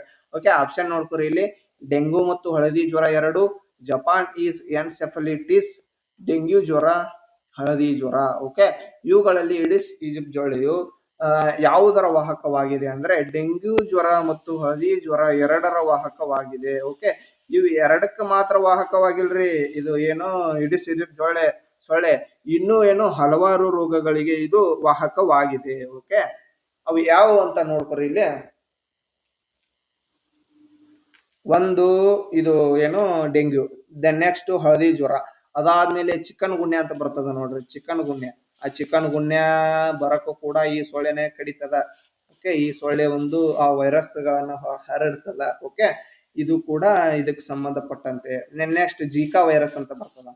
ಜೀಕಾ ವೈರಸ್, ಆ ಜೀಕಾ ವೈರಸ್ ಬರೋದಕ್ಕೂ ಕಾರಣ ಈ ಇಡಿಸ್ ಈಜಿಪ್ಟ್ ಸೊಳ್ಳೆನೆ. ಓಕೆ, ಈ ಎಲ್ಲ ರೋಗಗಳಿಗೂ ಮೂಲ ವಾಹಕ ಯಾವ್ದಂದ್ರೆ ಇಡಿಸ್ ಈಜಿಪ್ಟ್ ಸೊಳ್ಳೆ. ಓಕೆ, ಇಡಿಸ್ ಈಜಿಪ್ಟ್ ಸೊಳ್ಳೆ. ಓಕೆ, ಮೂಲವಾಗಿ ಈ ಡೆಂಗು ಜ್ವರ ಐತಲ್ರಿ, ಈ ಡೆಂಗು ಜ್ವರ ಏನೈತಲ್ಲ, ಈ ಡೆಂಗು ಜ್ವರಕ್ಕೆ ಏನಂತ ಕರೀತಾರ ಅಂದ್ರೆ ಮೂಳೆ ಮುರಿತ ಜ್ವರ ಅಂತ ಕರೀತಾರ ನೋಡ್ರಿ. ಮೂಳೆ ಮುರಿತ ಜ್ವರ, ಮೂಳೆ ಮುರಿತ ಜ್ವರ. ಓಕೆ, ಇದನ್ನ ಆಲ್ರೆಡಿ ಪ್ರಶ್ನೆ ಕೇಳಿದ್ದಾರೆ. ಈ ಕೆಳಗಿನವುಗಳಲ್ಲಿ ಯಾವುದನ್ನು ಮೂಳೆ ಮುರಿತ ಜ್ವರ ಎಂದು ಕರೆಯಲಾಗುತ್ತದೆ ಅಂತ ಹೇಳಿ ಅದಕ್ಕೆ ಸರಿಯಾದ ಉತ್ತರ ಡೆಂಗ್ಯೂ ಜ್ವರ ನೋಡ್ರಿ. Okay, then next. ಓಕೆ, ಈ ಡೆಂಗ್ಯೂ ಜ್ವರ ಏನೈತಲ್ಲ, ಈ ಡೆಂಗ್ಯೂ ಜ್ವರ ಬಂತಂತಂದ್ರೆ ನಮ್ಮ ದೇಹದಲ್ಲಿ ಆಗುವ ಬದಲಾವಣೆ ಏನಪ್ಪಾ ಅಂತಂದ್ರೆ ರಕ್ತದೊಳಗಡೆ ಏನು ಪ್ಲೇಟ್ಲೆಟ್ಸ್ ಇರ್ತಾವಲ್ರಿ, ರಕ್ತದಲ್ಲಿರುವ ಪ್ಲೇಟ್ಲೆಟ್ಸ್ ಅಂತ ಏನಿರ್ತಾವಲ್ರಿ, ಕಿರುತಟ್ಟೆಗಳು ಅಂತೀವಿ ಕನ್ನಡದೊಳಗಡೆ, ಪ್ಲೇಟ್ಲೆಟ್ಸ್. ಓಕೆ, ಅವುಗಳು ಏನಾಗ್ತಾವ, ಅವುಗಳ ಸಂಖ್ಯೆ ಏನಾಗ್ತದ, ಪ್ಲೇಟ್ಲೆಟ್ಸ್ ಸಂಖ್ಯೆ ಕಡಿಮೆ ಆಗ್ತಾ ಹೋಗ್ತದ ಬರ್ಬರ್ತಾ ಈ ಡೆಂಗ್ಯೂ ಜ್ವರದಿಂದ. ಓಕೆ, ದೆನ್ ನೆಕ್ಸ್ಟ್ ಇನ್ನೊಂದು ಏನಪ್ಪಾ ಅಂತಂತಂದ್ರೆ ಈ ಡೆಂಗ್ಯೂ ಏನಪ್ಪಾ ಡೆಂಗ್ಯೂ ಜ್ವರ ಬರ್ತದಲ್ಲ, ಅದಕ್ಕೋಸ್ಕರ ಅಂತಾರಾಷ್ಟ್ರೀಯ ಡೆಂಗ್ಯೂ ವಿರೋಧಿ ದಿನ ಅಂತ ಆಚರಣೆ ಮಾಡ್ತಾರ. ಅದನ್ನ ಯಾವ ದಿನಾಂಕದಂದು ಆಚರಣೆ ಮಾಡ್ತಾರ ಅಂದ್ರೆ ಜೂನ್ 15ರಂದು ಆಚರಣೆ ಮಾಡ್ತಾರ. ನೋಡ್ಬೋದು ನೀವು, ಅಂತಾರಾಷ್ಟ್ರೀಯ ಡೆಂಗ್ಯೂ ವಿರೋಧಿ ದಿನ ಅಂತ ಹೇಳ್ತಾರ ಅದಕ್ಕೆ. ಓಕೆ, ದೆನ್ ನೆಕ್ಸ್ಟ್ ಮುಂದಿನ ಪ್ರಶ್ನೆ, ಐಎನ್ಎ ವಿಚಾರಣೆಗಳು ಎಲ್ಲಿ ನಡೆದವು? ಐಎನ್ಎ ವಿಚಾರಣೆಗಳು ಎಲ್ಲಿ ನಡೆದವು? ಓಕೆ, ಆಪ್ಷನ್ ನೋಡ್ಕೊರಿ ಇಲ್ಲಿ. ಹೈಕೋರ್ಟ್ ದೆಹಲಿ, ಕೆಂಪುಕೋಟೆ Delhi, royal court London, supreme court Delhi. ಇದಕ್ಕೆ ಸರಿಯಾದ ಉತ್ತರ ಯಾವ್ದಂದ್ರೆ ಕೆಂಪುಕೋಟೆ ದೆಹಲಿ. ಓಕೆ, ಏನಪ್ಪಾ ಐಎನ್ಎ ವಿಚಾರಣೆಗಳು ಕೆಂಪುಕೋಟೆ ದೆಹಲಿ ಒಳಗೆ ನಡೀತಾವ ಅಂತ ಹೇಳಿ ನೀವು ಇಲ್ಲಿ ಕೇಳಬಹುದು. ಆಕ್ಚುಲಿ ಇದು ಈಗ ಪ್ರಸ್ತುತದ ಇದು ಅಲ್ಲ ಇದು. ಓಕೆ, ಇದು ಆಗಿರುವಂತದ್ದು ಆಗ ಏನು ಸ್ವತಂತ್ರದ ಹೋರಾಟದ ಕಾಲದಲ್ಲಿ ಇದು. ಯಾಕಪ್ಪ ಇದು ಏನು ಐಎನ್ಎ ವಿಚಾರಣೆ ಏನು, ಇದರ ಬಗ್ಗೆ ಸ್ವಲ್ಪ ನೋಡ್ಕೊಳ್ಳೋಣ. ಓಕೆ, ಏನಾಗ್ತದಪ್ಪ ಅಂತಂತಂದ್ರೆ ಭಾರತದ ಸೈನಿಕರು, ಐಎನ್ಎ ಅಂದ್ರೆ ಇಂಡಿಯನ್ ನ್ಯಾಷನಲ್ ಆರ್ಮಿ, ಈ ಇಂಡಿಯನ್ ನ್ಯಾಷನಲ್ ಆರ್ಮಿಯನ್ನು ಯಾರು ಸ್ಥಾಪಿಸಿರ್ತಾರಪ್ಪ ಅಂತಂದ್ರೆ ನಮ್ಮ ಸುಭಾಷ್ ಚಂದ್ರ ಬೋಸ್ ಅವರು. ಸುಭಾಷ್ ಚಂದ್ರ ಬೋಸ್. ಓಕೆ, ಇವರು ಐಎನ್ಎ ಸ್ಥಾಪಿಸ್ತಾರ. ಓಕೆ, ಈ ಅವ್ರು ಏನಿರ್ತಾರಲ್ಲ ಭಾರತದ ಸೈನಿಕರು, ಓಕೆ, ಇಂಡಿಯನ್ ನ್ಯಾಷನಲ್ ಆರ್ಮಿಯ ಸೈನಿಕರು ಮತ್ತಪ್ಪಸ್ ಇವ್ರು ಹೋಗಿ ಜಪಾನ್ನ ಸೈನಿಕರೊಂದಿಗೆ ಒಪ್ಪಂದ ಮಾಡ್ಕೊಂತಾರ. ಒಪ್ಪಂದ ಮಾಡ್ಕೊಂಡ ಕ್ಯಾಸ ಇವರು ಈ ಬ್ರಿಟಿಷರ ಮೇಲೆ ದಾಳಿ ಮಾಡ್ಬೇಕಂತ ಹೇಳಿ ಬಂದು ವಿಚಾರವನ್ನ ಮಾಡಿ ಕ್ಯಾಸ ಇವ್ರು ಏನ್ ಮಾಡ್ತಾರ, ಫಸ್ಟ್ ನಾಗಾಲ್ಯಾಂಡ್ಗೆ ಲಗ್ಗೆ ಇಡ್ತಾರ. ನಾಗಾಲ್ಯಾಂಡ್ಗೆ ಲಗ್ಗೆ ಇಟ್ಟು ನಾಗಾಲ್ಯಾಂಡ್ನ ಕೊಹಿಮಾ ಎನ್ಜಿ ಅಂತ ಕೊಡ್ತೀನಿ ಶಾರ್ಟ್ಕಟ್ ಆಗಿ, ನಾಗಾಲ್ಯಾಂಡ್ನ ಕೊಹಿಮಾ ಇದು ಏನೈತಲ್ರಿ, ಈ ಪ್ರದೇಶವನ್ನ ಇವರು ಐಎನ್ಎ ಸೈನಿಕರು ಅಂದ್ರೆ ಭಾರತದ ಸೈನಿಕರು, ಭಾರತದ ಮತ್ತು ಜಪಾನ್ನ ಸೈನಿಕರು, ಓಕೆ, ಜಪಾನ್ನ ಸೈನಿಕರು ಏನಿದಾರಲ್ಲ ಇವರಿಬ್ರು ಸೇರ್ಕೊಂಡು ಈ ನಾಗಾಲ್ಯಾಂಡ್ನ ಕೊಹಿಮಾವನ್ನ ವಶಪಡಿಸ್ಕೊಳ್ತಾರೆ. ಓಕೆ, ಇವರಿಬ್ರು ಸೇರ್ಕೊಂಡು ಈ ನಾಗಾಲ್ಯಾಂಡ್ನ ಕೊಹಿಮಾವನ್ನ ವಶಪಡಿಸ್ಕೊಳ್ತಾರ. ಓಕೆ, ಹೌದು, ಈಗ ನಮ್ಮಲ್ಲಿ ಈಗ ಇದನ್ನ ವಶಪಡಿಸಿಕೊಳ್ಳುವಂತ ತಾಕತ್ ಐತಿ ಅಂದ್ರ ನಾವ್ ಇನ್ನೂ ಹಲವಾರು ಪ್ರದೇಶಗಳನ್ನ ಆಕ್ರಮಿಸಿಕೊಳ್ಬಹುದು ಅಂತೇಳಿ ನೆಕ್ಸ್ಟ್ ಇವ್ರು ಏನ್ ಮಾಡ್ತಾರ, ಮಣಿಪುರದ ಇಂಪಾಲ್ಗೆ ಬಂದು ತಲುಪ್ತಾರ್ರಿ. ಓಕೆ, ಆ ಮಣಿಪುರದ ಇಂಪಾಲ್ಗೆ ಬಂದು ತಲುಪಿದ ತಕ್ಷಣ ಏನ್ ಮಾಡ್ತಾರೆ, ಬ್ರಿಟಿಷ್ ಸೈನಿಕರು ಏನ್ ಮಾಡ್ತಾರೆ, ಇವ್ರನ್ನೆಲ್ಲವನ್ನ ಸೆರೆ ಹಿಡಿದು ಬಿಡ್ತಾರ. ಸೆರೆ ಹಿಡಿದು ಇವ್ರನ್ನ ಎಲ್ಲ ಅರೆಸ್ಟ್ ಮಾಡಿ ಕೆಲಸ ಇವ್ರನ್ನ ಏನ್ ಮಾಡ್ತಾರ, ಜೈಲಿಗೆ ಹಾಕಿರ್ತಾರ. ಇದಕ್ಕೆ ಸಂಬಂಧಪಟ್ಟಂತಹ ಏನೋ ವಿಚಾರಣೆ ಎಲ್ಲಿ ನಡೀತದ ಅಂದ್ರೆ ದೆಹಲಿಯ ಕೆಂಪುಕೋಟೆಯಲ್ಲಿ ನಡೀತದ. ಓಕೆ, ದೆಹಲಿಯ ಕೆಂಪುಕೋಟೆಯಲ್ಲಿ ನಡೀತದ. ಓಕೆ, ಈ ಐಎನ್ಎ ಏನು ಭಾರತದ ಸೈನಿಕರು ಮತ್ತು ಜಪಾನ್ನ ಸೈನಿಕರ ಪರ ವಾದಿಸಿದ ವಕೀಲರು ಯಾರ್ಯಾರಂದ್ರೆ ಯಾರ್ಯಾರಪ್ಪ ಅಂತಂದ್ರೆ Jawaharlal Nehru, JN okay, J Nehru ಅಂತ ಕೊಡ್ತೀನಿ, ಜವಾಹರ್ಲಾಲ್ ನೆಹರು.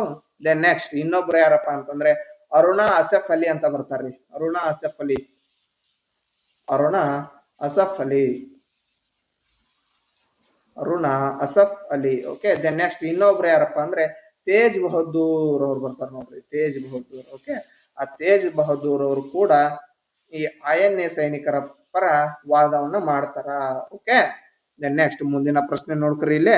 ಭಾರತಕ್ಕೆ ಕ್ಯಾಬಿನೆಟ್ ಮಿಷನ್ ನೇತೃತ್ವವನ್ನು ವಹಿಸಿದ್ದರು, ಯಾರು ವಹಿಸಿದ್ರು? ಓಕೆ, ಅಂದ್ರೆ ಕ್ಯಾಬಿನೆಟ್ ಮಿಷನ್ ನ ಅಧ್ಯಕ್ಷತೆಯನ್ನು ವಹಿಸಿದವರು ಯಾರು ಅಂತ ಹೇಳಿ ಪ್ರಶ್ನೆಯನ್ನ ಕೇಳಿದ್ದಾರೆ. ಆಪ್ಷನ್ ನೋಡ್ಕೊರಿ, Stafford Cripps, Lord Pethick Lawrence, Mountbatten, AV Alexander. Okay, ಇದಕ್ಕೆ ಸರಿಯಾದ ಉತ್ತರ ಯಾವ್ದಂದ್ರೆ ಲಾರ್ಡ್ ಪೆಥಿಕ್ ಕ್ಲಾರೆನ್ಸ್ ಅವ್ರು ಏನದಾರಲ್ಲ ಈ ಕ್ಯಾಬಿನೆಟ್ ಮಿಷನ್ ನ ನೇತೃತ್ವವನ್ನು ವಹಿಸಿಕೊಂಡಿರ್ತಾರ.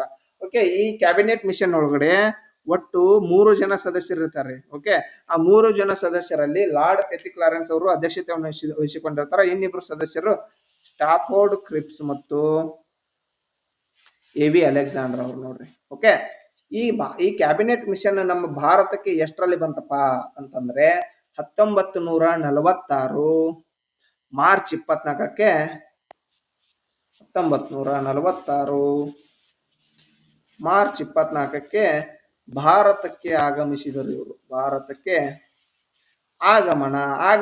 ಆಗಮನ ಮಾಡಿಕ್ಯಾಸ ಇವರು ಎಷ್ಟನೇ ತಾರೀಕಿಗೆ ತಮ್ಮ ಯೋಜನೆಯನ್ನ ಪ್ರಕಟಿಸಿದಾರಂದ್ರೆ ಯೋಜನೆ ಪ್ರಕಟವಾಗಿದ್ದು ಎಷ್ಟವಾಗಪ್ಪ ಅಂತಂದ್ರೆ 1946 ಮೇ 16 ಇವನ್ನ ಸಪರೇಟ್ ಆಗಿ ಕ್ವಶನ್ ಕೇಳಾರ, ಡೇಟ್ ನೆನಪಿಟ್ಕೋಬೇಕು ನೋಡ್ರಿ. ಓಕೆ, ಆವಾಗ ಬಂದು ಭಾರತಕ್ಕೆ ಆಗಮಿಸಿ ತನ್ನ ಯೋಜನೆಯನ್ನ ಪ್ರಕಟಿಸ್ತಾರ. ಇವ್ರದ್ದು ಈ ಏನು ಭಾರತ ಇದು ಕ್ಯಾಬಿನೆಟ್ ಮಿಷನ್ ನ ಉದ್ದೇಶ ಏನಂತ ನಿಮ್ಗೆ ಆಲ್ರೆಡಿ ಹೇಳಿದೆ ನಾನು. ಇದ್ರದ್ದು ಉದ್ದೇಶ ಏನಾಗಿರ್ತಪ್ಪ ಅಂತಂದ್ರ ನಮ್ಮ ಭಾರತಕ್ಕೆ ಏನು ಸ್ವತಂತ್ರವನ್ನ ನೀಡುವ ಉದ್ದೇಶದಿಂದ ಫಸ್ಟ್ ನಿಮ್ಗೊಂದು ಸಂವಿಧಾನ ರಚನೆ ಆಗ್ಬೇಕಾಗಿರ್ತದ. ಅದಕ್ಕೋಸ್ಕರ ಸಂವಿಧಾನ ರಚನಾ ಸಭೆ ರಚಿಸ್ಕೋಸ್ಕರ ಇವ್ರು ಹೆಲ್ಪ್ ಮಾಡಕ್ ಬರ್ತಾರ. ಆ ಸಂವಿಧಾನ ರಚನೆ ಆಗೋಕ್ಕಿಂತ ಮುಂಚೆಕ ಫಸ್ಟ್ ಒಂದು ಮಧ್ಯಂತರ ಸರ್ಕಾರ ರಚನೆ ಆಗ್ಬೇಕಾಗ್ತದ. ಓಕೆ, ಆ ಮಧ್ಯಂತರ ಸರ್ಕಾರ ಕೂಡ ಅವಾಗ ರಚನೆ ಆಗ್ತದ. ಆ ಮಧ್ಯಂತರ ಸರ್ಕಾರದ ಏನು ಇದು ಇರ್ತದಲ್ಲ, ಮಧ್ಯಂತರ ಸರ್ಕಾರದ ಇದು ಅಂದ್ರೆ ತಾತ್ಕಾಲಿಕ ಸರ್ಕಾರ ಅಂತೀವ್ರಿ ನಾವು. ಓಕೆ, ಆ ಸಂವಿಧಾನ ರಚನೆ ಆಗೋಕ್ಕೋಸ್ಕರ ಏನೋ ಆಗು ಹೋಗುಗಳು ಮತ್ತು ಭಾರತದಲ್ಲಿರುವ ಆಡಳಿತವನ್ನ ಯಾರು ಈ ತಾತ್ಕಾಲಿಕ ಸರ್ಕಾರದವರೇ ನೋಡ್ಕೊಂತಿರ್ತಾರ. ಓಕೆ, ಮುಂದಿನ ಪ್ರಶ್ನೆ ನೋಡ್ಕೊರಿಲೆ. ವಿಧಿ 371J. ಓಕೆ, ಅದರ ಅಡಿಯಲ್ಲಿ ರಾಜ್ಯಪಾಲರು ಯಾವ ರಾಜ್ಯಕ್ಕೆ ಸಂಬಂಧಿಸಿದಂತೆ ವಿಶೇಷ ನಿಬಂಧನೆಗಳನ್ನು ಹೊಂದಿದ್ದಾರೆ ಅಂತ ಕೊಟ್ಟಿದ್ದಾರೆ ಇಲ್ಲಿ. ಓಕೆ, ಆಪ್ಷನ್ ನೋಡ್ತಾರೆ, ಕರ್ನಾಟಕ, ಮಹಾರಾಷ್ಟ್ರ, ಅಸ್ಸಾಂ, ಆಂಧ್ರ ಪ್ರದೇಶ್. ಓಕೆ, ನೀವು ನೋಡ್ಕೋಬಹುದು. ಓಕೆ, ಈ 371 ಏನ್ ವಿಧಿ ಐತಲ್ಲ ಅದರೊಳಗಡೆ 371A, 371B, 371C ಈ ರೀತಿಯಾಗಿ ಒಂದಿಷ್ಟು ವಿಧಿಗಳದಾವು. ಓಕೆ, ಅವು ಎದಕ್ಕಪ್ಪ ಅಂತಂತಂದ್ರೆ ಆ ರಾಜ್ಯಕ್ಕೆ ಸಂಬಂಧಿಸಿದಂತೆ ಸಪರೇಟ್ ಒಂದ್ ಸ್ವಲ್ಪ ವಿಶೇಷ ನಿಬಂಧನೆಗಳನ್ನ ಹೊಂದಿದಾವ. ಓಕೆ, ಅವುಗಳು ಯಾವುವು ಅಂತ ನೋಡೋಣ. ಫಸ್ಟ್ ಇಲ್ಲಿ ಅದಕ್ಕೆ ಆನ್ಸರ್ ನೋಡ್ಕೊಂಡ್ಬಿಡೋಣ್ರಿ, ಆಮೇಲೆ ಅವ್ನು ನೋಡ್ಕೊಳ್ಳೋಣ. ಓಕೆ, ಇದಕ್ಕೆ ಸರಿಯಾದ ಉತ್ತರ ಯಾವ್ದಂದ್ರೆ ಕರ್ನಾಟಕ. ನಮ್ಮ ಕರ್ನಾಟಕದ ಕರ್ನಾಟಕ ಭಾಗಕ್ಕೆ ಏನು ವಿಶೇಷ ನಿಬಂಧನೆಗಳದಾವಲ್ಲ ಅದು ಈ ವಿಧಿ ಅಡಿಯಲ್ಲಿನೇ ಬರ್ತದೆ ನೋಡ್ರಿ, ಅದರಲ್ಲಿ 371J ಒಳಗಡೆ. ಓಕೆ, ದೆನ್ ನೆಕ್ಸ್ಟ್ ಅದೇ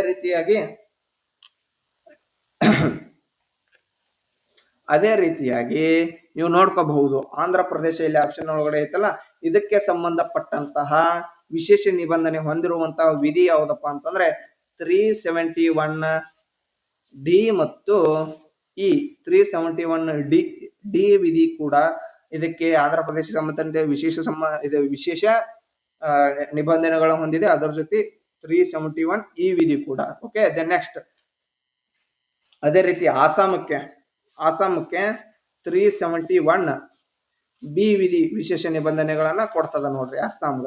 ಓಕೆ, ದೆನ್ ನೆಕ್ಸ್ಟ್ ಅದೇ ರೀತಿಯಾಗಿ 371A ಇಂದ ನೋಡ್ಕೊಂಡು ಬರ್ರಿ. 371A ನಾಗಾಲ್ಯಾಂಡ್ಗೆ. ದೆನ್ ನೆಕ್ಸ್ಟ್ 371B ಇಲ್ಲಿ ಅಸ್ಸಾಂಗ್ ಅಂತ ಹೇಳಿದೆ. 371C ನೋಡ್ಕೊರಿ. 371C ಅದು ಯಾರಿಗೆ ಸಂಬಂಧಪಟ್ಟದ ಅಂದ್ರೆ ಮಣಿಪುರಕ್ಕೆ ಸಂಬಂಧಪಟ್ಟಂತಹ ವಿಶೇಷ ನಿಬಂಧನೆಗಳ ಬಗ್ಗೆ ಹೇಳ್ತದ. ದೆನ್ ನೆಕ್ಸ್ಟ್ 371D ಮತ್ತು ಈ ಆಂಧ್ರ ಪ್ರದೇಶಕ್ಕೆ ಸಂಬಂಧಿಸಿದಾವ ಅಂತ ಹೇಳಿದೆ. ದೆನ್ ನೆಕ್ಸ್ಟ್ ಅದೇ ರೀತಿಯಾಗಿ 371F. ಓಕೆ, 371F ಇದು ಯಾರಿಗೆ ಸಂಬಂಧಪಡ್ತದ ಅಂದ್ರೆ ಸಿಕ್ಕಿಂ ರಾಜ್ಯ ಏನ್ ಕಂಡು ಬರ್ತದಲ್ಲ ಅವರಿಗೆ ವಿಶೇಷ ನಿಬಂಧನೆಗಳನ್ನ ಕೊಡ್ತದ. ಯಾವ ವಿಧಿಯ ಮೂಲಕ? 371F ವಿಧಿಯ ಮೂಲಕ. ನೆಕ್ಸ್ಟ್ 371G ಯ ಮೂಲಕ ಮಿಜೋರಾಂಗೆ ಸಂಬಂಧಪಟ್ಟಂತೆ ವಿಶೇಷ ನಿಬಂಧನೆಗಳು ಕಂಡು ಬರ್ತಾವ. ನೆಕ್ಸ್ಟ್ ಅದೇ ರೀತಿಯಾಗಿ 371H ಓಕೆ, ಇದು ಅರುಣಾಚಲ ಪ್ರದೇಶ ಏನು ಬರ್ತದಲ್ಲ ಅರುಣಾಚಲ ಪ್ರದೇಶ ಇವರಿಗೆ ಸಂಬಂಧಪಟ್ಟಂತ ವಿಶೇಷ ನಿಬಂಧನೆಗಳು. ಅದೇ ರೀತಿಯಾಗಿ ಇನ್ನೊಂದು ಯಾವ್ದಪ್ಪ ಅಂತಂದ್ರೆ 371I ನಮ್ಮ ಸ್ಪೆಷಲ್ ರಾಜ್ಯ ಗೋವಾ ರಾಜ್ಯಕ್ಕೆ ಈ ವಿಶೇಷ ನಿಬಂಧನೆಗಳು ಕಂಡು ಬರ್ತದೆ. ನೆಕ್ಸ್ಟ್ ಅದೇ ರೀತಿ last but not least 371J ನಮ್ಮ ಕಲ್ಯಾಣ ಕರ್ನಾಟಕದ ಭಾಗಕ್ಕೆ ವಿಶೇಷ ನಿಬಂಧನೆಗಳನ್ನ ಕೊಡ್ತದ. ಓಕೆ, ಮುಂದಿನ ಪ್ರಶ್ನೆ ನೋಡ್ಕೊರಿ. ಯಾವ ವಿಧೇಯಕದ ಪ್ರಕಾರ ಅಸ್ಪೃಶ್ಯತ ನಿರ್ಬಂಧಿಸಿದೆ ಮತ್ತು ಅದರ ಆಚರಣೆಯು ಶಿಕ್ಷಾರ್ಹವಾಗಿದೆ? ಓಕೆ, ಯಾವ ವಿಧೇಯಕ ಅಂದ್ರೆ ವಿಧಿ ನೋಡ್ರಿ, ವಿಧಿ ಆರ್ಟಿಕಲ್ ಲೇಖನ ಅಂತೇಳಿ ಆಪ್ಷನ್ಸ್ ಅನ್ನ ಕೊಡ್ತಾರ. ಓಕೆ, ಅದ್ರೊಳಗಡೆ ಆಪ್ಷನ್ ನೋಡ್ಕೊರಿ. ವಿಧೇಯಕ 17, ವಿಧೇಯಕ 14, ವಿಧೇಯಕ 18, ವಿಧೇಯಕ 15. ಓಕೆ, ಇದಕ್ಕೆ ಸರಿಯಾದ ಉತ್ತರ ಯಾವ್ದಂದ್ರೆ ವಿಧೇಯಕ 17 ಏನೈತಲ್ಲ ಇದು ಅಸ್ಪೃಶ್ಯತೆಯನ್ನ ನಿರ್ಬಂಧಿಸಿದೆ ಮತ್ತು ಅದರ ಆಚರಣೆಯ ಶಿಕ್ಷಾರ್ಹವಾಗಿದೆ ಅಂತ ಹೇಳ್ತದ. ಓಕೆ, ನಮ್ಮ ಭಾರತ ಸಂವಿಧಾನದೊಳಗಡೆ ಭಾಗ 3 ಅಂತ ಏನು ಬರ್ತದಲ್ರಿ, ಭಾಗ 3. ಆ ಭಾಗ 3ನಲ್ಲಿ ಒಟ್ಟು 6 ಫಂಡಮೆಂಟಲ್ ರೈಟ್ಸ್ ಅದ. ಓಕೆ, ಆ 6 ಫಂಡಮೆಂಟಲ್ ರೈಟ್ಸ್ ನಲ್ಲಿ ಫಸ್ಟ್ ಫಂಡಮೆಂಟಲ್ ರೈಟ್ ಏನಪ್ಪಾ ಅಂತಂದ್ರೆ ಸಮಾನತೆಯ ಹಕ್ಕು. ಆ ಸಮಾನತೆಯ ಹಕ್ಕು ಏನ್ ಬರ್ತದಲ್ಲ ಅದರೊಳಗಡೆ 14ರಿಂದ 18ನೇ ವಿಧಿಯವರೆಗೂ ಸಂಬಂಧಿಸಿದೆ. ಓಕೆ, ಫಸ್ಟ್ 14ನೇ ವಿಧಿ ಏನ್ ಹೇಳ್ತದೆಪ್ಪ ಅಂತಂದ್ರೆ ಕಾನೂನಿನ ಮುಂದೆ ಎಲ್ಲರೂ ಸಮಾನರು ಅಂತ ಹೇಳ್ತದೆ. ಕಾನೂನಿನ ಮುಂದೆ ಎಲ್ಲರೂ ಸಮಾನರು ಮತ್ತು ಕಾನೂನಿನ ಸಮಾನ ರಕ್ಷಣೆ ಅಂತ ಹೇಳ್ತದ. ಎಲ್ಲರೂ ಸಮಾನರು ಮತ್ತು ಕಾನೂನಿನ ಸಮಾನ ರಕ್ಷಣೆ ಅಂತ ಹೇಳ್ತದ. ನೆಕ್ಸ್ಟ್ ವಿಧಿ 15 ಏನ್ ಹೇಳ್ತಾರಪ್ಪ ಅಂತಂದ್ರೆ ಏನೋ ಓಕೆ, ಈ 15ನೇ ವಿಧಿ ಏನ್ ಹೇಳ್ತದಪ್ಪ ಅಂತಂದ್ರೆ ಲಿಂಗ ಮತ್ತ ಜನ್ಮಸ್ಥಳ, ಜಾತಿ, ಜನಾಂಗ ಇವುಗಳ ಮೇಲೆ ತಾರತಮ್ಯ ಮಾಡಬಾರದು ಅಂತೇಳಿ 15ನೇ ವಿಧಿ ಹೇಳ್ತದ. ನೆಕ್ಸ್ಟ್ 16ನೇ ವಿಧಿ ಏನ್ ಹೇಳ್ತದಪ್ಪ ಅಂತಂದ್ರೆ ಈ ಲಿಂಗ, ಜನ್ಮಸ್ಥಳ, ಇದು ಏನು ಜನಾಂಗ, ಜಾತಿ ಇವೆಲ್ಲದವಲ್ಲ ಇದರ ಮೇಲೆ ತಾರತಮ್ಯ ಮಾಡುವಂತಿಲ್ಲ. ಎದರೊಳಗಡೆ? ಸಾರ್ವಜನಿಕ ಉದ್ಯೋಗಗಳಲ್ಲಿ ನಾವ್ ಇದನ್ನೆಲ್ಲ ತಾರತಮ್ಯ ಮಾಡಿ ಉದ್ಯೋಗ ಕೊಡಬಾರದು ಅಂತ ಹೇಳ್ತದ. ಓಕೆ, ತಾರತಮ್ಯ ಮಾಡಿ ಎಲ್ಲರನ್ನು ಸಮಾನರಾಗಿ ಕಂಡು 16ನೇ ವಿಧಿಯ ಮೂಲಕ ಉದ್ಯೋಗ ಕೊಡ್ಬೇಕಂತ 16ನೇ ವಿಧಿಯ ಮೂಲಕ ಕೊಡ್ಬೇಕಂತ ಹೇಳ್ತದ. ನೆಕ್ಸ್ಟ್ 17ನೇ ವಿಧಿ ಏನ್ ಹೇಳ್ತದ ಅಂದ್ರೆ ಅಸ್ಪೃಶ್ಯತೆ ನಿವಾರಣೆ, ಅಸ್ಪೃಶ್ಯತೆ ಸಂಬಂಧಿಸಿದಂತೆ ಮತ್ತು ಅದರ ಆಚರಣೆ ಶಿಕ್ಷಾರ್ಹವಾಗಿದೆ ಅಂತ ಹೇಳ್ತಾರ.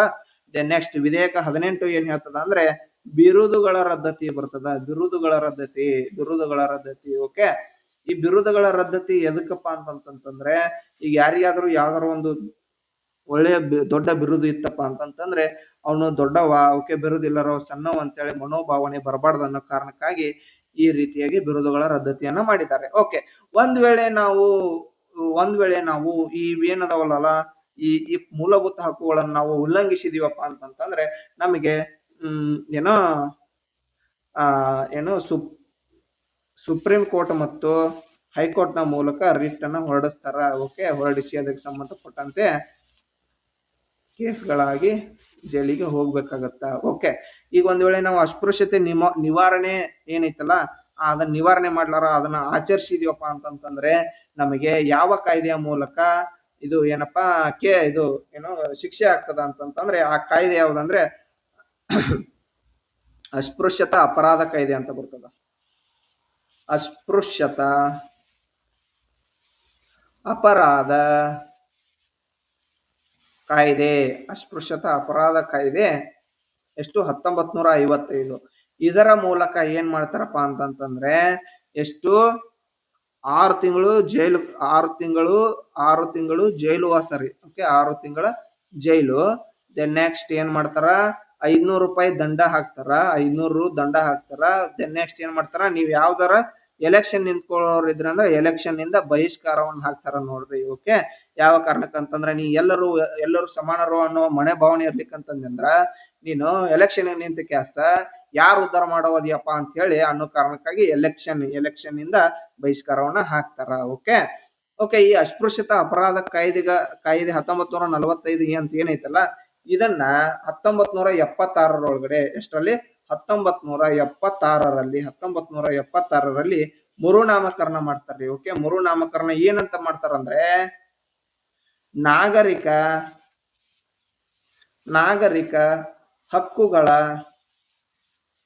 ಹಕ್ಕುಗಳ ಸಂರಕ್ಷಣಾ ಅಧಿನಿಯಮ ಅಂತ ಮಾಡ್ತಾರ ನೋಡ್ರಿ. ಸಂರಕ್ಷಣಾ ಅಧಿನಿಯಮ ಅಂತ ಮಾಡ್ತಾರ. ಓಕೆ ಸಂರಕ್ಷಣಾ ಅಧಿನಿಯಮ ಅಂತ ಹೇಳಿ ಮರುನಾಮಕರಣವನ್ನ ಮಾಡ್ತಾರ. ಓಕೆ ಮುಂದಿನ ಪ್ರಶ್ನೆಯನ್ನ ನೋಡ್ಕೊರಿ.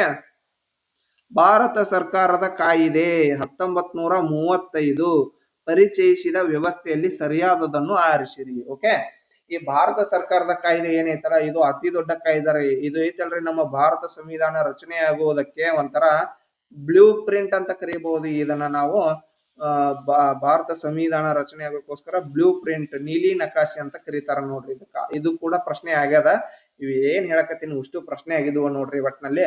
Okay option ನೋಡ್ಕೊರಿ. ಫಸ್ಟ್ ಪ್ರಾಂತ್ಯಗಳ ಮೇಲೆ ಕೇಂದ್ರ ನಿಯಂತ್ರಣ, ಕೇಂದ್ರದಲ್ಲಿ ರಾಜಪ್ರಭುತ್ವ, ಕೇಂದ್ರದ ಮೇಲೆ ಪ್ರಾಂತ್ಯಗಳ ನಿಯಂತ್ರಣ, ಪ್ರಾಂತ್ಯದಲ್ಲಿ ರಾಜಪ್ರಭುತ್ವ. ಓಕೆ ಇದಕ್ಕೆ ಸರಿಯಾದ ಉತ್ತರ ಯಾವ್ದಂತಂದ್ರೆ ಕೇಂದ್ರದಲ್ಲಿ ರಾಜಪ್ರಭುತ್ವ ಏನೈತಲ್ಲ ಇದಕ್ಕೆ ಸರಿಯಾದ ಉತ್ತರ. ಈಗ ನಾವು ಇದು ಏನು ಭಾರತ ಸರ್ಕಾರದ ಕಾಯ್ದೆ 1935 ಇತ್ತಲ್ಲ ಇದರ ಬಗ್ಗೆ ಒಂದಿಷ್ಟು ಮಾಹಿತಿಯನ್ನು ನೋಡ್ಕೊಂಡು ಬನ್ನಿ. ಓಕೆ ಈ 1935 ಭಾರತ ಸರ್ಕಾರದ ಕಾಯ್ದೆ ಏನೈತಲ್ಲ ಅದಕ್ಕೆ ಸಂಬಂಧಪಟ್ಟಂತಹ ಪ್ರಮುಖ ಲಕ್ಷಣಗಳು ಮತ್ತು ಅಂಶಗಳನ್ನ ನೋಡ್ಕೊರಿ. ಅಖಿಲ ಭಾರತ ಒಕ್ಕೂಟ ಏನೈತಲ್ಲ ಈ ಕಾಯ್ದೆಯು ಬ್ರಿಟಿಷ್ ಭಾರತದ ಪ್ರಾಂತ್ಯಗಳು ಮತ್ತು ದೇಶೀಯ ಸಂಸ್ಥಾನಗಳನ್ನು ಒಳಗೊಂಡ ಅಖಿಲ ಭಾರತ ಒಕ್ಕೂಟವನ್ನು ಸ್ಥಾಪಿಸಲು ಅವಕಾಶ ಕಲ್ಪಿಸಿತು. ಓಕೆ ಇದು ನಿಮ್ಗ ಮುಂದಿನ ದಿನಗಳಲ್ಲಿ ಪ್ರಶ್ನೆಯನ್ನ ಬರಬಹುದು ಇದು. ಓಕೆ ನೆಕ್ಸ್ಟ್ ಅಧಿಕಾರ ಹಂಚಿಕೆ ಅಂತ ಕೊಟ್ಟಾರ ನೋಡ್ರಿ ಇಲ್ಲಿ. ಓಕೆ ಅಧಿಕಾರ ಹಂಚಿಕೆ ಕೇಂದ್ರ ಪ್ರಾಂತ್ಯಗಳ ನಡುವೆ ಶಾಸಕಾಂಗ ಅಧಿಕಾರಗಳನ್ನು 3 ಪಟ್ಟಿಯಾಗಿ ವಿಂಗಡಿಸಲಾಯಿತು. ಫೆಡರಲ್ ಪಟ್ಟಿ, ಪ್ರಾಂತೀಯ ಪಟ್ಟಿ, ಸಮವರ್ತಿ ಪಟ್ಟಿ. ಈಗ ಪ್ರಸ್ತುತ ಇದು ಏನೈತಲ್ರಿ ಎಷ್ಟನೇ ಶೆಡ್ಯೂಲ್ ಒಳಗಡೆ 7ನೇ ಅನುಸೂಚಿ ಅಂತ ಕರಿತೀವಿ. ಶೆಡ್ಯೂಲ್ ಅಂದ್ರೆ ಅನುಸೂಚಿ. 7ನೇ ಅನುಸೂಚಿ ಒಳಗಡೆ ನಾವು ಇದನ್ನ ನೋಡ್ಕೋಬಹುದು. ಓಕೆ ನೆಕ್ಸ್ಟ್ ಪ್ರಾಂತೀಯ ಸ್ವಾಯತ್ತತೆ. ಓಕೆ ಪ್ರಾಂತೀಯ ಸ್ವಾಯತ್ತತೆ ಪ್ರೊವಿನ್ಸಿಯಲ್ ಆಟೋನಮಿ ಅಂತೀವಿ. ಪ್ರಾಂತ್ಯಗಳಲ್ಲಿ ದ್ವಿಪ್ರಭುತ್ವ ಪದ್ಧತಿಯನ್ನು ರದ್ದುಗೊಳಿಸಿ ಪ್ರಾಂತೀಯ ಸ್ವಾಯತ್ತತೆಯನ್ನು ಪರಿಚಯಿಸಲಾಯಿತು. ಚುನಾಯಿತ ಮಂತ್ರಿಗಳು ತಮ್ಮ ಸರ್ಕಾರಗಳನ್ನು ರಚಿಸಲು ಆಡಳಿತ ನಡೆಸಲು ಅನುಮತಿ ನೀಡಲಾಗ್ತದೆ ಇಲ್ಲಿ. ಓಕೆ ನೆಕ್ಸ್ಟ್ ಕೇಂದ್ರದಲ್ಲಿ ದ್ವಿಪ್ರಭುತ್ವ. ಕೇಂದ್ರ ಮಟ್ಟದಲ್ಲಿ ದ್ವಿಪ್ರಭುತ್ವವನ್ನು ಪರಿಚಯಿಸಲು ಪ್ರಸ್ತಾಪಿಸಲಾಯಿತು. ಆದರೆ ಇದು ಎಂದಿಗೂ ಕಾರ್ಯರೂಪಕ್ಕೆ ಬರಲಿಲ್ಲ ಅಂತ. ಓಕೆ ಅದು ಬರ್ಲಾರ್ದೇನಿಲ್ಲ ಒಟ್ಟ ಇವುಗಳ ಲಕ್ಷಣಗಳನ್ನ ನೀವು ತಿಳ್ಕೊಬೇಕಾಗ್ತದೆ. ನೆಕ್ಸ್ಟ್ ಫೆಡರಲ್ ನ್ಯಾಯಾಲಯ. ಕೇಂದ್ರ ಮತ್ತು ಪ್ರಾಂತ್ಯಗಳ ನಡುವಿನ ವಿವಾದಗಳನ್ನು ಯಾವುದರಲ್ಲಿ ಕೇಂದ್ರ ಮತ್ತು ಪ್ರಾಂತ್ಯಗಳ ನಡುವಿನ ವಿವಾದಗಳನ್ನು ಇತ್ಯರ್ಥಪಡಿಸಲು ಫೆಡರಲ್ ನ್ಯಾಯಾಲಯದ ನಂತರದ ಸುಪ್ರೀಂ ಕೋರ್ಟ್ನ ಪೂರ್ವಗಾಮಿ ಅಂತ ಕರೀತಾರೆ ಇದನ್ನು ಫೆಡರಲ್ ನ್ಯಾಯಾಲಯ. ಓಕೆ ಆ ಫೆಡರಲ್ ನ್ಯಾಯಾಲಯದ ಸ್ಥಾಪನೆಗೆ ಅವಕಾಶ ಮಾಡಿಕೊಟ್ಟಂತಹ ಕಾಯ್ದೆ ಯಾವ್ದು ಅಂತ ಹೇಳಿ ಪ್ರಶ್ನೆ ಬರಬಹುದು. ಆಲ್ರೆಡಿ ಬಂದೇತಿ, ಬರ್ಬಹುದಲ್ಲ ಬಂದೇತಿ. ಓಕೆ ಅದು ಕೂಡ 1935 ಕಾಯ್ದೆ ಅಂತೇಳಿ ನೀವು ತಿಳ್ಕೊಬೇಕಾಗ್ತದೆ.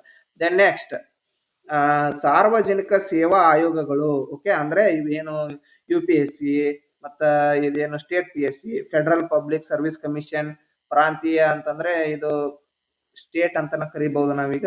ಪ್ರಾಂತೀಯ ಪಬ್ಲಿಕ್ ಸರ್ವಿಸ್ ಕಮಿಷನ್ ಈಗ SPSC ಅಂತ ಏನ್ ಕರಿತೀವಿ. ಈಗ ಫಾರ್ ಎಕ್ಸಾಂಪಲ್ ನಮ್ದು KPSC ಐತಲ್ಲ ಅದು ಇಲ್ಲಿ ಎಸ್ ಬದಲಿ ಇಲ್ಲಿ ಕರ್ನಾಟಕ ಪಬ್ಲಿಕ್ ಸರ್ವಿಸ್ ಕಮಿಷನ್ ಅಂತ ಆಗ್ತದ. ಆ ರೀತಿಯಾಗಿ ಮತ್ತೆ ಜಾಯಿಂಟ್ ಪಬ್ಲಿಕ್ ಸರ್ವಿಸ್ ಕಮಿಷನ್ ಅಂತ ಬರ್ತದೆ JPSC. ಇವುಗಳ ಸ್ಥಾಪನೆಗೆ ಅವಕಾಶ ಮಾಡಿಕೊಟ್ಟಂತಹ ಕಾಯ್ದೆ ಯಾವುದಂದ್ರೆ ಭಾರತ ಸರ್ಕಾರದ ಕಾಯ್ದೆ 1935 ಅಂತ ಹೇಳ್ಬೇಕಾಗ್ತದ. ಓಕೆ ಮಹಿಳೆಯರಿಗೆ ಮೀಸಲಾತಿ. ಈ ಕಾಯ್ದೆಯು ಮಹಿಳೆಯರಿಗೆ ಶಾಸಕಾಂಗದಲ್ಲಿ ಮೀಸಲು ಸ್ಥಾನಗಳನ್ನು ಒದಗಿಸಿತು ಅಂತ ನೋಡ್ರಿ. ಓಕೆ ಈ ಕಾಯ್ದೆಗೆ ಸಂಬಂಧಪಟ್ಟಂತಹ ಒಂದಿಷ್ಟು ಅಂಶಗಳನ್ನ ನೋಡ್ಕೊಂಡ್ವಿ. ಈಗ ಮುಂದಿನ ಪ್ರಶ್ನೆ ನೋಡೋಣ ಬನ್ನಿ. ಓಕೆ ಮುಂದಿನ ಪ್ರಶ್ನೆ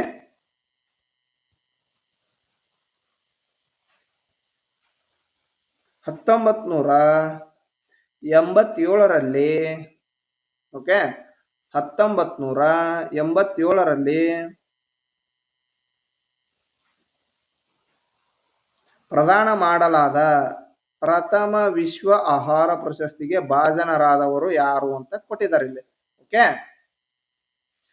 ಇದು ಏನು ಇದು ವಿಶ್ವ ಆಹಾರ ಪ್ರಶಸ್ತಿ ಅಂತ ಏನು ಬರ್ತದಲ್ರಿ, ಇದನ್ನ ಆಕ್ಚುಲಿ ಯಾರ ಹೆಸರಲ್ಲೇ ಸ್ಥಾಪನೆ ಮಾಡ್ತಾರಪ್ಪ ಅಂತ, ಯಾರ ಹೆಸರ್ಲೆ ಅಲ್ಲ, ಇದನ್ನ ಯಾರು ಸ್ಥಾಪನೆ ಮಾಡ್ತಾರಂದ್ರೆ ನಾರ್ಮನ್ ಬೋರ್ಲಾಗ್ ಅಂತ ಬರ್ತಾರ್ರಿ. Norman Borlaug.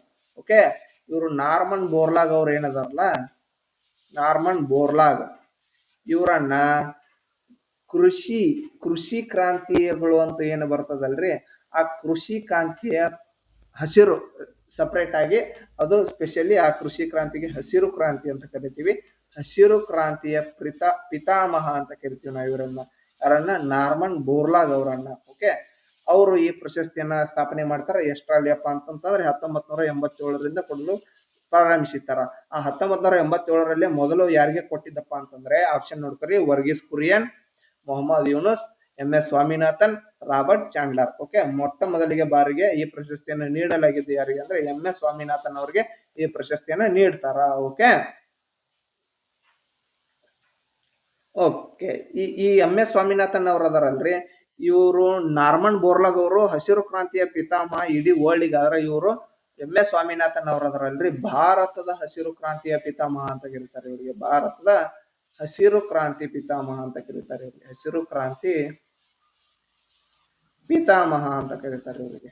ಅದಕ್ಕೋಸ್ಕರ ಇವರನ್ನ ಫಸ್ಟ್ ಟೈಮ್ ವಿಶ್ವ ಆಹಾರ ಪ್ರಶಸ್ತಿಗೆ ಭಾಜನರಾಗಿ ಮಾಡಿರ್ತಾರ. ಓಕೆ, ಆದ್ದರಿಂದ ಓಕೆ, ಅವಾಗ ಆತ್ರಿ ಅಂತಂತಂದ್ರೆ ಈಗ ಪ್ರಸ್ತುತ 2025ರಲ್ಲಿ ಈ ವಿಶ್ವ ಆಹಾರ ಪ್ರಶಸ್ತಿಯನ್ನ ಯಾರಿಗೆ ಕೊಟ್ಟಾರ ಅಂತಂದ್ರೆ ಬ್ರೆಜಿಲಿನವ್ರು. ಇವರು ಬ್ರೆಜಿಲಿನ ಮೂಲದವರ ಬ್ರೆಜಿಲ್ನವರಾದಂತಹ ಮರಿ ಆಂಜೆಲಾ ಹಂಗ್ರಿಯಾ ಅಂತೇಳಿ ಒಬ್ರು ಮಹಿಳೆ ಬರ್ತಾರ.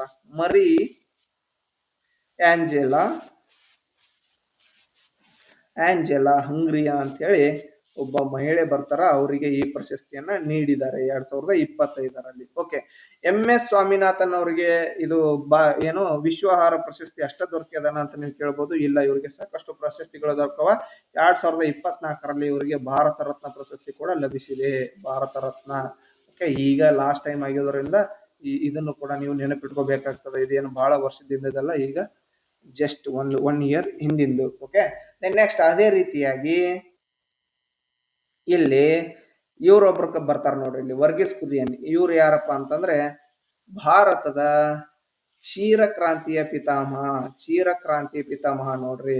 ಹಾಲಿನ ಕ್ರಾಂತಿ ಪಿತಾಮಹ ಅಂತೇಳಿ ಯಾರನ್ನ ಕರೀತಾರೆ ಅಂದ್ರೆ ವರ್ಗೀಸ್ ಕುರಿಯನ್ ಅವ್ರನ್ನ ಕರೀತಾರ. ಓಕೆ, ಮುಂದಿನ ಪ್ರಶ್ನೆ ನೋಡ್ಕೊರಿ. ಇಲ್ಲಿ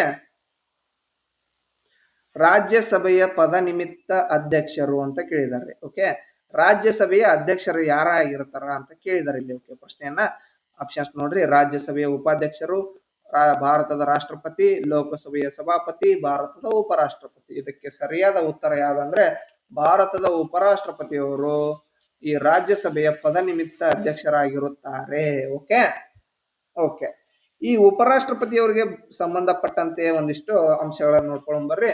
ಭಾರತದ ಉಪರಾಷ್ಟ್ರಪತಿ ಹುದ್ದೆ, ವೈಸ್ ಪ್ರೆಸಿಡೆಂಟ್ ಹುದ್ದೆ, ಈ ವೈಸ್ ಪ್ರೆಸಿಡೆಂಟ್ ಹುದ್ದೆಗೆ ಸಂಬಂಧಪಟ್ಟಂತ ವಿಧಿ ಯಾವ್ದಂದ್ರೆ 63ನೇ ವಿಧಿ. ಓಕೆ, ಈ ವೈಸ್ ಪ್ರೆಸಿಡೆಂಟ್ ಹುದ್ದೆ ಐತಲ್ಲ, ಅವರ ಮುಖ್ಯವಾಗಿ ಯಾವ ಕಾರ್ಯವನ್ನ ನಿರ್ವಹಿಸ್ತಾರಪ್ಪ ಅಂತಂತಂದ್ರೆ ಅದು 64ನೇ ವಿಧಿಯಲ್ಲಿ ನಾವು ನೋಡಬಹುದು. ವೈಸ್ ಪ್ರೆಸಿಡೆಂಟ್ ಅರ್ದಾರಲ್ರಿ, ಅವರು ರಾಜ್ಯಸಭೆಯ ಪದನಿಮಿತ್ತ ಅಧ್ಯಕ್ಷರು ಅಂತ ಹೇಳಿದಾನ ಇಲ್ಲಿ. ರಾಜ್ಯಸಭೆಯ ಪದನಿಮಿತ್ತ ಅಧ್ಯಕ್ಷರು ಅಂತ ಹೇಳಿ ಯಾರು? ಭಾರತದ ಉಪರಾಷ್ಟ್ರಪತಿ.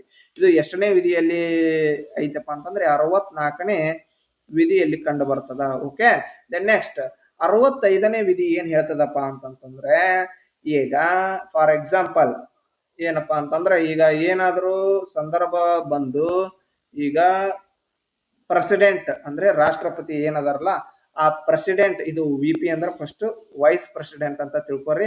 ಓಕೆ, ಈಗ ಪ್ರೆಸಿಡೆಂಟ್ ಅಂದ್ರೆ ರಾಷ್ಟ್ರಪತಿ ಅಂತ ತಿಳ್ಕೊರಿ. ಓಕೆ ಓಕೆ, ಈ ಪ್ರೆಸಿಡೆಂಟ್ ಏನೈತಲ್ಲ, ಪ್ರೆಸಿಡೆಂಟ್ ಅವರು ಒಂದ್ ವೇಳೆ ಅನಾರೋಗ್ಯದಿಂದ ರಾಜೀನಾಮೆ ನೀಡಿ, ಇಲ್ಲ ಡೆತ್ ಆದ್ರು, ಈ ತರವಾಗಿ ಅನಿರೀಕ್ಷಿತ ಕ್ಷಣದಲ್ಲಿ ಆ ಹುದ್ದೆ ಏನಾದ್ರು ಖಾಲಿ ಐತಪ್ಪ ಅಂತಂತಂದ್ರೆ ಅವಾಗ ಹಂಗಾಮಿ ರಾಷ್ಟ್ರಪತಿಗಳಾಗಿ ಯಾರು? ವೈಸ್ ಪ್ರೆಸಿಡೆಂಟ್ ಅವರು ಕಾರ್ಯನಿರ್ವಹಿಸ್ತಾರ. ಓಕೆ, ಇವರು ಹಂಗಾಮಿ ರಾಷ್ಟ್ರಪತಿಯಾಗಿ ಕಾರ್ಯನಿರ್ವಹಿಸುವ ಬಗ್ಗೆ ಎಷ್ಟನೇ ವಿಧಿಯಲ್ಲಿ ಹೇಳಲಾಗಿದೆ ಅಂತಂತಂದ್ರೆ 5ನೇ ವಿಧಿಯಲ್ಲಿ ಹೇಳಲಾಗಿದೆ ಅಂತ ನೋಡ್ರಿ. ಓಕೆ, ಫಸ್ಟ್ ಹಂಗಾಮಿ ಪ್ರೆಸಿಡೆಂಟ್ ಯಾರಾಗಿದ್ದರು ಅಂದ್ರೆ ವಿ ಗಿರಿ ಅವರಾಗಿದ್ದರು ಅಂತ ನೋಡ್ರಿ. ಓಕೆ, ಆ ಟೈಮ್ ಆ ವಿ ಗಿರಿ ಅವರು ಆಗಿದ್ದ ಏನ್ ಟೈಮ್ ಇರುತ್ತಲ್ಲ ಆ ಟೈಮ್ ಒಳಗಡೆ ಪ್ರೆಸಿಡೆಂಟರಿಗೆ ಏನಾದ್ರು ಅನಿರೀಕ್ಷಿತ ಕ್ಷಣದಲ್ಲಿ ರಾಜೀನಾಮೆ ಕೊಟ್ಟಿರ್ತಾರ.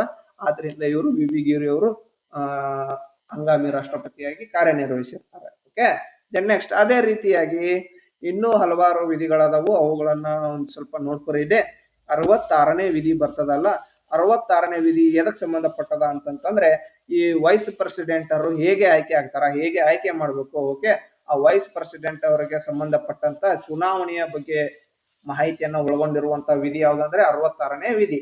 ಓಕೆ, ದೆನ್ ನೆಕ್ಸ್ಟ್ 67ನೇ ವಿಧಿ ಐತಲ್ಲ, 67ನೇ ವಿಧಿ ಏನ್ ಹೇಳ್ತದ ಅಂದ್ರ ಈ ವೈಸ್ ಪ್ರೆಸಿಡೆಂಟ್ ಅವ್ರು ಅದಾರಲ್ಲ ಅವರ ಅಧಿಕಾರಾವಧಿ ಎಷ್ಟು ವರ್ಷ ಇರ್ತದ ಅಂತ ಹೇಳ್ತದ.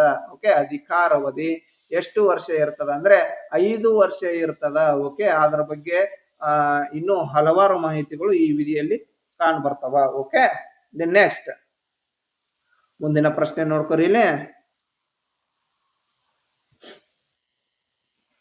ರಿಟ್ ಅನ್ನು ಯಾವುದೇ ವ್ಯಕ್ತಿಗೆ, ಯಾವುದೇ ಅಧಿಕಾರಿ ಅಥವಾ ಖಾಸಗಿ ವ್ಯಕ್ತಿಗೆ, ವ್ಯಕ್ತಿಯು ತನ್ನ ವಶದಲ್ಲಿ ಹೊಂದಿರುವ ವ್ಯಕ್ತಿಗೆ ತಿಳಿಸಬಹುದು. ಓಕೆ, ರಿಟ್ ಅನ್ನು ಯಾವುದೇ ವ್ಯಕ್ತಿಗೆ, ಯಾವುದೇ ಅಧಿಕಾರಿ ಅಥವಾ ಖಾಸಗಿ ವ್ಯಕ್ತಿಗೆ, ವ್ಯಕ್ತಿಯು ತನ್ನ ವಶದಲ್ಲಿ ಹೊಂದಿರುವ ವ್ಯಕ್ತಿಗೆ ತಿಳಿಸಬಹುದು ಅಂತೇಳಿ ಇದು ಯಾವ ರಿಟ್ನ ಮೂಲಕ ಕಂಡು ಬರ್ತದ ಅಂತ ಹೇಳಿದಾರೆ ಇಲ್ಲಿ. ಓಕೆ, ಆಪ್ಷನ್ ನೋಡ್ಕೊರಿ. Quo warranto, habeas corpus, prohibition, mandamus. Okay, ಇದಕ್ಕೆ ಸರಿಯಾದ ಉತ್ತರ ಯಾವ್ದಂದ್ರೆ ಹೇಬಿಯಸ್ ಕಾರ್ಪಸ್ ಅಂತ ಬರ್ತದ, ಅದು ಇದಕ್ಕೆ ಸರಿಯಾದ ಉತ್ತರ. ಫಾರ್ ಎಕ್ಸಾಂಪಲ್ ಇದ್ರದ್ದು ಏನಪ್ಪಾ, ಇದಕ್ಕೆ ಇದು ನಿಮಗ ಕ್ವಶನ್ ಯಾವ ರೀತಿ ಕೊಟ್ಟಾರಂದ್ರೆ ಈಗ ಹೇಬಿಯಸ್ ಕಾರ್ಪಸ್ ಅಂದ್ರೆ ಏನಂತ ಹೇಳ್ಬಿಡ್ತೀನಿ ನೋಡ್ರಿ. ಓಕೆ, ಈಗ ನಿಮ್ಮನ್ನ ಯಾರಾದ್ರೂ ಈಗ ಸರ್ಕಾರಿ ಅಧಿಕಾರಿಗಳು ಓಕೆ ಇನ್ನಿತರರು ಯಾರ ನಿಮ್ಮನ್ನ ಬಂಧಿಸಿದ್ರಪ್ಪ ಅಂತ ತಿಳ್ಕೊರಿ. ಓಕೆ, ಆ ಬಂಧಿಸಿದ ಈಗ ಫಾರ್ ಎಕ್ಸಾಂಪಲ್ ಈಗ ನಿಮ್ಗೆ ಯಾವ್ದಾದ್ರು ನಿಮ್ಮ ಮ್ಯಾಗ ಕೇಸ್ ಆಗ್ತದ, ಕೇಸ್ ಆಯ್ತಪ್ಪ ಅಂತಂದ್ರೆ ನಿಮ್ಮನ್ನ ಪೊಲೀಸರು ನಿಮ್ಮನ್ನ ಸ್ಟೇಷನ್ ಕರ್ಕೊಂಡು ಹೋಗ್ತಾರ. ಸ್ಟೇಷನ್ ಕರ್ಕೊಂಡು ಹೋಗಿ ಅವ್ರು ಐತಲ್ಲ ಕಂಪಲ್ಸರಿ 24 ಗಂಟೆ ಒಳಗಡೆ ನಿಮ್ಮನ್ನ ಕೋರ್ಟ್ ಮುಂದೆ ಹಾಜರು ಪಡಿಸಲೇಬೇಕು. ಇಲ್ಲಪ್ಪ ಅಂತಂದ್ರೆ ಅವರ ವಿರುದ್ಧ ಹೇಬಿಯಸ್ ಕಾರ್ಪಸ್ ರಿಟ್ ಅನ್ನ ಹೊರಡಿಸ್ತಾರ. ಓಕೆ, ಇದು ಈ ಕ್ವಶನ್ ನ ಅರ್ಥ ನೋಡ್ಕೊರಿ. ಓಕೆ, ಈ ಒಟ್ಟು ರಿಟ್ಗಳು ಎಷ್ಟು ತರ ರಿಟ್ಗಳು ಬರ್ತಾವ, ಎಲ್ಲಿ ಕಂಡು ಬರ್ತಾವ ಅಂತಂತಂದ್ರೆ ಇದು ಸಂವಿಧಾನದ ಏನು ಮೂಲಭೂತ ಹಕ್ಕುಗಳು ಬರ್ತಾವಲ್ರಿ, ಮೂಲಭೂತ ಹಕ್ಕುಗಳೊಳಗಡೆ ಇದು 6ನೇ ಮೂಲಭೂತ ಹಕ್ಕು ಅಂದ್ರೆ ಸಂವಿಧಾನದ ಪರಿಹಾರ ಉಪಾಯಗಳು. ಅಂದ್ರೆ ಈಗ ನೀವು ಸಂವಿಧಾನದಲ್ಲಿರುವ ಮೂಲಭೂತ ಹಕ್ಕುಗಳನ್ನ ನೀವು ಏನೋ ಫಾಲೋ ಮಾಡ್ಲಿಲ್ಲ ಅಂತಂತಂದ್ರೆ, ಉಲ್ಲಂಘನೆ ಮಾಡಿದ್ರೆ ಅಂದ್ರೆ ಈ ರಿಟ್ಗಳನ್ನ ಯಾರು ಸುಪ್ರೀಂ ಕೋರ್ಟ್ನವರು ಎಷ್ಟನೇ ವಿಧಿಯ ಮೂಲಕ ಈ ರಿಟ್ ಅನ್ನ ಹೊರಡಿಸ್ತಾರ ಅಂದ್ರೆ 32ನೇ ವಿಧಿಯ ಮೂಲಕ ಸುಪ್ರೀಂ ಕೋರ್ಟ್ನವರು ಈ ರಿಟ್ಗಳನ್ನ ಹೊರಡಿಸ್ತಾರೆ. ಅಂಡ್ ಮತ್ತೆ ಹೈಕೋರ್ಟ್ನವರು ಕೂಡ ರಿಟ್ ಹೊರಡಿಸಬಹುದು. ಆ ಹೈಕೋರ್ಟ್ನವರು ಎಷ್ಟನೇ ವಿಧಿಯ ಮೂಲಕ 226ನೇ ವಿಧಿಯ ಮೂಲಕ ರಿಟ್ ಅನ್ನ ಹೊರಡಿಸಬಹುದು. ಓಕೆ, ಎಷ್ಟು ವಿಧದ ರಿಟ್ಗಳು ಕಂಡು ಬರ್ತಾವ ಅಂದ್ರೆ 32ನೇ ವಿಧಿಯಲ್ಲಿ 5 ವಿಧದ ರಿಟ್ಗಳು ಕಂಡು ಬರ್ತಾವ ನೋಡ್ರಿ. 5 ವಿಧದ ರಿಟ್ಗಳು ಕಂಡು ಬರ್ತಾವು. ಓಕೆ, ಆ 5 ವಿಧದ ರಿಟ್ಗಳು ಯಾವಂದ್ರೆ ಇಲ್ಲಿ ಅದಾವ ನೋಡ್ರಿ ಆಪ್ಷನ್ಸ್ ಒಳಗಡೆ, ಒಂದಷ್ಟೇ ಇಲ್ಲ, ಅದನ್ನು ಕೂಡ ನಾ ಇಲ್ಲಿ ಮುಂದೆ ಹೇಳ್ತೀನಿ. ಈಗ ಹೇಬಿಯಸ್ ಕಾರ್ಪಸ್ ಬಗ್ಗೆ ನೀವು ನೋಡ್ಕೊಂಡ್ರಿ. ಹೇಬಿಯಸ್ ಕಾರ್ಪಸ್ ಆಗನ ನೆಕ್ಸ್ಟ್ ಯಾವ ರಿಟ್ ಬಗ್ಗೆ ನೋಡ್ಕೊಂಡಪ್ಪ ಅಂತಂದ್ರೆ ಮ್ಯಾಂಡಮಸ್ ರಿಟ್ ಐತಲ್ರಿ, ಮ್ಯಾಂಡಮಸ್ ಈ ರಿಟ್ ಬಗ್ಗೆ ನೀವು ಸ್ವಲ್ಪ ನೋಡ್ಕೊರಿ ಅಲ್ಲಿ. ಓಕೆ, ಮ್ಯಾಂಡಮಸ್ ಅಂದ್ರೆ ವೀಕ್ ಕಮಾಂಡ್ ಅಂದಂಗ. ಓಕೆ, ಇವುಗಳನ್ನ ಇದು actually habeas corpus, prohibition, mandamus, quo warrant ಅಂತ ಏನದಾವಲ್ಲ ಇವೆಲ್ಲ ಇಂಗ್ಲಿಷ್ ಒಳಗಡೆ ಹೆಸರು ಅದಾವ್ರಿ. ನೀವು ಕನ್ನಡ ಒಳಗನೆ ಓದ್ಕೊಂಡ್ ಕುಂದಿರ್ತೀನಿ ಅಂದ್ರೆ ಸಾಧ್ಯವಿಲ್ಲ. ಈ ರೀತಿ ಆಪ್ಷನ್ ಬಂದು ಅಂದ್ರೆ ನಿಮಗೆ ಮುಗಿತ್ ಹೋಯ್ತು ಅನ್ನೋದು ನಿಮ್ದು ಆನ್ಸರ್. ಓಕೆ, ಆದ್ರಿಂದ ನೀವು ಇಂಗ್ಲಿಷ್ ಒಳಗಡೆನು ಓದ್ಬೇಕಾಗ್ತದ. ಓಕೆ, ಇಲ್ಲಿ ನಾನು ಇಂಗ್ಲಿಷ್ ಒಳಗಡೆ ಹೇಳ್ತೀನಿ. ಓಕೆ, ಮ್ಯಾಂಡಮಸ್ ಅಂತಂದ್ರೆ ವೀಕ್ ಕಮಾಂಡ್ ಅಂದ್ರೆ ನಾವು ಆಜ್ಞಾಪಿಸುತ್ತೇವೆ ಅನ್ನಂಗ. ಓಕೆ, ಈಗ ಫಾರ್ ಎಕ್ಸಾಂಪಲ್ ಈಗ ಯಾರಾದ್ರೂ ಗೌರ್ಮೆಂಟ್ ಅಧಿಕಾರಿ ಇರ್ತಾರ, ಅವ್ರೈತಲ್ಲ ತನ್ನ ಈಗ ನೀವು ಈಗ ಫಾರ್ ಎಕ್ಸಾಂಪಲ್ ನೀವು ಈಗ ಭಾರತ ದೇಶದ ಪ್ರಜೆಯಾಗಿ ಅದು ಸಪರೇಟ್ ಕರ್ನಾಟಕದಲ್ಲಿ ಇದ್ಕೊಂಡು ನೀನು ಹೋಗಿ ಯಾವ್ದಾದ್ರು ಆಫೀಸ್ ಒಳಗಡೆ ನಂದು ಇದು ಕೆಲಸ ಐತೆ ಸರ್, ಇದನ್ನ ಸ್ವಲ್ಪ ಮಾಡಿಕೊಡ್ರಿ ಅಂತೇಳಿ ಹೋಗಿ ನೀವು ಕೇಳಿದ್ರಿ ಅಂತಿಕೋರಿ. ಓಕೆ, ಆವಾಗ ಅವರು ಸರ್ಕಾರದ ಅಧಿಕಾರಿಗಳು ಮಾಡ್ಲೇಬೇಕು, ನಾನು ಮಾಡಲ್ಲಪ್ಪ ನೀ ಅಂತೇಳಿ ಅವರು ನಿರಾಕರಿಸಿದ್ರ ಓಕೆ, ಅದನ್ನ ಮಾಡಕ ನನ್ನ ಕೈಯಾಗ ಆಗಂಗಿಲ್ಲಪ್ಪ ಅಂತೇಳಿ ಅದನ್ನ ಮಾಡೋದ್ರಲ್ಲಿ ವಿಫಲರಾದ್ರೆ ಆ ಟೈಮಲ್ಲಿ ಇದನ್ನ ಏನ್ ಮಾಡ್ತಾರಪ್ಪ ಅಂತಂತಂದ್ರೆ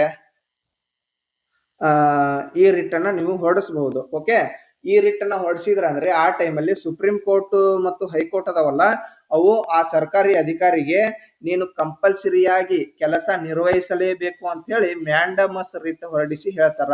ಓಕೆ, ಕ್ವಿಕ್ ಕಮಾಂಡ್ ಅಂದ್ರೆ ಅವರು ಸುಪ್ರೀಂ ಕೋರ್ಟ್ ಮತ್ತು ಹೈಕೋರ್ಟ್ ದವರು ಆ ಏನು ಆಜ್ಞೆಯನ್ನ ನೀಡ್ತಾರ, ನೀ ಕಂಪಲ್ಸರಿ ಈ ಕೆಲಸ ಮಾಡ್ಲೇಬೇಕಂತ ಹೇಳಿ. ಓಕೆ, ದೆನ್ ನೆಕ್ಸ್ಟ್ ಮುಂದಿನ ರಿಟ್ ಯಾವ್ದಪ್ಪ ಅಂತಂದ್ರೆ ಪ್ರೊಹಿಬಿಷನ್ ಬಗ್ಗೆ ನೋಡ್ಕೊಳ್ಳೋಣ. ಓಕೆ, ಟು ಫಾರ್ಬಿಡ್ ಅಂತ ಹೇಳಿ ಇದಕ್ಕೆ ಕೊಡಬಹುದು. ಓಕೆ, ಇವುಗಳನ್ನು ಕೂಡ ಕೇಳ್ಯಾರ್ರಿ ಎಕ್ಸಾಮ್ ಒಳಗಡೆ. ಯಾವುದನ್ನು ಸಿಲ್ಲಿಯಾಗಿ ಅಂತ ಹೇಳಿ ಬಿಡೋಂಗಿಲ್ಲ. ಮೇನ್ ಸಿಲ್ಲಿ ಅಂತ ಅನ್ಕೊಂಡಿದ್ವ ಕೇಳ್ತಾರ್ರಿ ಕೆ ಎ, ಅದು ಎಸ್ಪೆಷಲಿ ಕೆ ಎ ಎಕ್ಸಾಮ್ ಒಳಗಡೆ. ಓಕೆ, ಈಗ ಇದು ಪ್ರೊಹಿಬಿಷನ್ ಅಂತಂತಂದ್ರೆ ಏನಂತಂದ್ರೆ, ಈಗ ಫಾರ್ ಎಕ್ಸಾಂಪಲ್ ಈಗ ನೋಡ್ರಿ, ಈಗ ಓಕೆ, ಈಗ ಒಂದ್ ಯಾವ್ದೋ ಹೈಕೋರ್ಟ್ ಅಥವಾ ಸುಪ್ರೀಂ ಕೋರ್ಟ್ ಲೆವೆಲ್ ಒಂದು ಕೇಸ್ ಇರ್ತದ. ಆ ಕೇಸ್ ತಗೊಂಡು ಜಿಲ್ಲಾ ಕೋರ್ಟ್ ಅವರು ಏನಾದ್ರು ಅದಕ್ಕೆ ಸಂಬಂಧಪಟ್ಟಂತೆ ತೀರ್ಪು ನೀಡ್ತೀವಿ ಅಂತಂತಂದ್ರೆ ಅದನ್ನ ನೀಡಬೇಡ್ರಿ ಅಂತ ಹೇಳಿ ಈ ರಿಟ್ ಹೊಡಿಸ್ತಾರ ನೋಡ್ರಿ, ಪ್ರೊಹಿಬಿಷನ್ ರಿಟ್. ಓಕೆ, ಈಗ ಜಿಲ್ಲಾ ನ್ಯಾಯಾಲಯ ಐತಲ್ಲ, ಸುಪ್ರೀಂ ಕೋರ್ಟ್ ಲೆವೆಲ್ ಕೇಸನ್ನ ಹೊಡ್ಸಕತ್ತಿತ್ತಂತಂದ್ರೆ ಅದನ್ನ ಹೊರಡಿಸ್ಬೇಡ್ರಿ ಅಂತ ಹೇಳಿ ಹೇಳೋ ಕೇಸ್ ಇದು ರಿಟ್ ಯಾವ್ದಂದ್ರೆ ಪ್ರೊಹಿಬಿಷನ್ ಟು ಫಾರ್ಬಿಡ್. ಓಕೆ, ಅದನ್ನ ಮಾಡೋಂಗಿಲ್ಲ ನೀವು ಅಂತ ಅನ್ನೋದು. ಓಕೆ, ಆ ಪ್ರೊಹಿಬಿಷನ್ ರಿಟ್ ಬಗ್ಗೆ. ದೆನ್ ನೆಕ್ಸ್ಟ್ ಇದು ಬರ್ತದ್ರಿ, ಇನ್ನೊಂದು ಯಾವ್ದಂತ ಹೇಳಿದ್ನೆಲ್ಲ ನಿಮ್ಗ, ಸರ್ಸಿಯೋರರಿ ಅಂತ ಬರ್ತದ್ರಿ. ಅದು ಸರ್ಸಿಯೋರರಿ ಅಂತೇಳಿ ರಿಟ್ ಬರ್ತದ. ಈ ಸರ್ಸಿಯೋರರಿ ರಿಟ್ ಏನ್ ಹೇಳ್ತದ ಅಂದ್ರ, ಈಗ ನಾ ಹೇಳಿದ್ನಲ್ರಿ, ಈಗ ಏನು ಈಗ ಇದು ಜಿಲ್ಲಾ ಕೋರ್ಟ್ ಸುಪ್ರೀಂ ಕೋರ್ಟ್ ಲೆವೆಲ್ ಕೇಸನ್ನ ಬಗ್ಗೆ ಸಂಬಂಧಪಟ್ಟಂತೆ ಏನೋ ಇದನ್ನ ಏನೋ ಜಡ್ಜ್ಮೆಂಟ್ ಕೊಡ್ತಿರ್ತದಲ್ಲ, ಅದನ್ನ ನೀವು ಮಾಡಂಗಿಲ್ಲ ಅಂತೇಳಿ ಇವರು ಹೇಳ್ತಾರ. ಓಕೆ, ಮಾಡಂಗಿಲ್ಲ ಅಂತೇಳಿ ಪ್ರೊಹಿಬಿಷನ್ ರಿಟ್ ಮೂಲಕ ಹೇಳ್ತಾರ. ಬಟ್ ಅದನ್ನ ಮಾಡೋ ಬದ್ಲಿ ಐತಲ್ಲ, ಮೇಲ್ದರ್ಜೆ ಕೋರ್ಟ್, ಯಾಕೆ ಈಗ ಜಿಲ್ಲಾ ಕೋರ್ಟ್ ಬಿಟ್ರೆ ನೆಕ್ಸ್ಟ್ ಯಾವ್ದು ಮೇಲ್ದರ್ಜೆ ಕೋರ್ಟ್ ಐತಿ, ಆ ಕೇಸು ಯಾರಿಗ್ ಬರುತ್ತಾ ಅಂತವ್ರಿಗೆ ನೀವ್ ಏನ್ ಮಾಡ್ಬೇಕು, ಆ ಕೇಸನ್ನ ಕೊಡ್ಬೇಕು ಅಂತ ಹೇಳಿ ಕ್ಯಾಸ ಈ ಸರ್ಸಿಯೋರರಿ ರಿಟ್ ಹೇಳ್ತದ. ಟು ಸರ್ಟಿಫೈ ಅಂತ ಬರ್ತದ. ಓಕೆ, ನೀವಲ್ಲಿ ಟ್ರಾನ್ಸ್ಫರ್ ಮಾಡ್ಬೇಕಾಗ್ತದ. ಅದರ ಬಗ್ಗೆ ಈ ಸರ್ಸಿಯೋರರಿ ರಿಟ್ ಹೇಳ್ತದ. ದೆನ್ ನೆಕ್ಸ್ಟ್ ಈ ಕೋವಾರಂಟೋ ರಿಟ್ ಎದ್ರ ಬಗ್ಗೆ ಹೇಳ್ತದ ಅಂದ್ರ, ಫಾರ್ ಎಕ್ಸಾಂಪಲ್ ಏನಪ್ಪಾ ಅಂತಂದ್ರೆ ನಿಮ್ಗ ಈಸಿ ವೇ ಅಲ್ಲಿ ಹೇಳ್ಬಿಡ್ತೀನಿ. ಈಗ ನೋಡ್ರಿ, ಆಕ್ಚುಲಿ ಪೊಲೀಸ್ ಆಗ್ಬೇಕಂತಂದ್ರೆ ನೀನೇನಾದ್ರೂ ಹ್ಯಾಂಡಿಕ್ಯಾಪ್ಟ್ ಇದ್ದಪ್ಪ ಅಂತಂತಂದ್ರೆ ನಿನಗ ಪೊಲೀಸ್ ಹುದ್ದೆಯಲ್ಲಿ ನೇಮಕ ಮಾಡ್ಕೊಳ್ಳಲ್ಲ. ಓಕೆ, ಈಗ ಒಬ್ಬರು ಯಾರಾದ್ರೂ ಹ್ಯಾಂಡಿಕ್ಯಾಪ್ಟ್ ಇದ್ದಂತಹ ವ್ಯಕ್ತಿ ಅವರು ಲಂಚ ಕೊಟ್ಟು ಏನಾದ್ರು ಈ ಪೊಲೀಸ್ ಡಿಪಾರ್ಟ್ಮೆಂಟಿಗೆ ಸೇರಿದ್ರಪ್ಪ ಅಂತಂತಂದ್ರೆ ನೀನು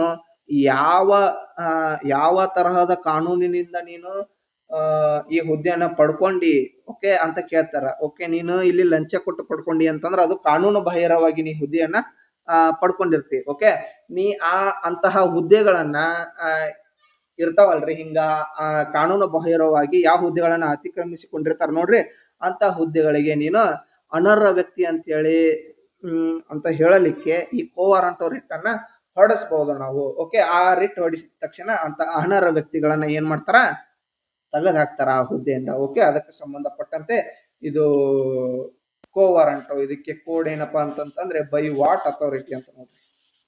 ಬೈ ವಾಟ್ ಅಥಾರಿಟಿ ಅಂತಂದ್ರೆ ಏನೈತಪ್ಪ ನಿನ್ನಂತೇಳಿ ಆ ಕೆಲಸ ಮಾಡಕ್ಕ ಕರೆಕ್ಟ್ ಆಗಿರುವಂತಹ ಇದು ಕ್ವಾಲಿಫಿಕೇಶನ್ ಕ್ವಾಲಿಟಿ ಅಂತ ನಾವು ಅನ್ಬಹುದು ಇದಕ್ಕೆ. ಓಕೆ, ಈ ಕ್ಲಾಸ್ ನಲ್ಲಿ ಇಷ್ಟು ಪ್ರಶ್ನೆಗಳು ಸಾಕು. ಮುಂದಿನ ಕ್ಲಾಸ್ ನಲ್ಲಿ ನಾವು ಉಳಿದಂತಹ ಪ್ರಶ್ನೆಗಳನ್ನ ನೋಡ್ಕೊಳ್ಳೋಣ. Okay, thank you.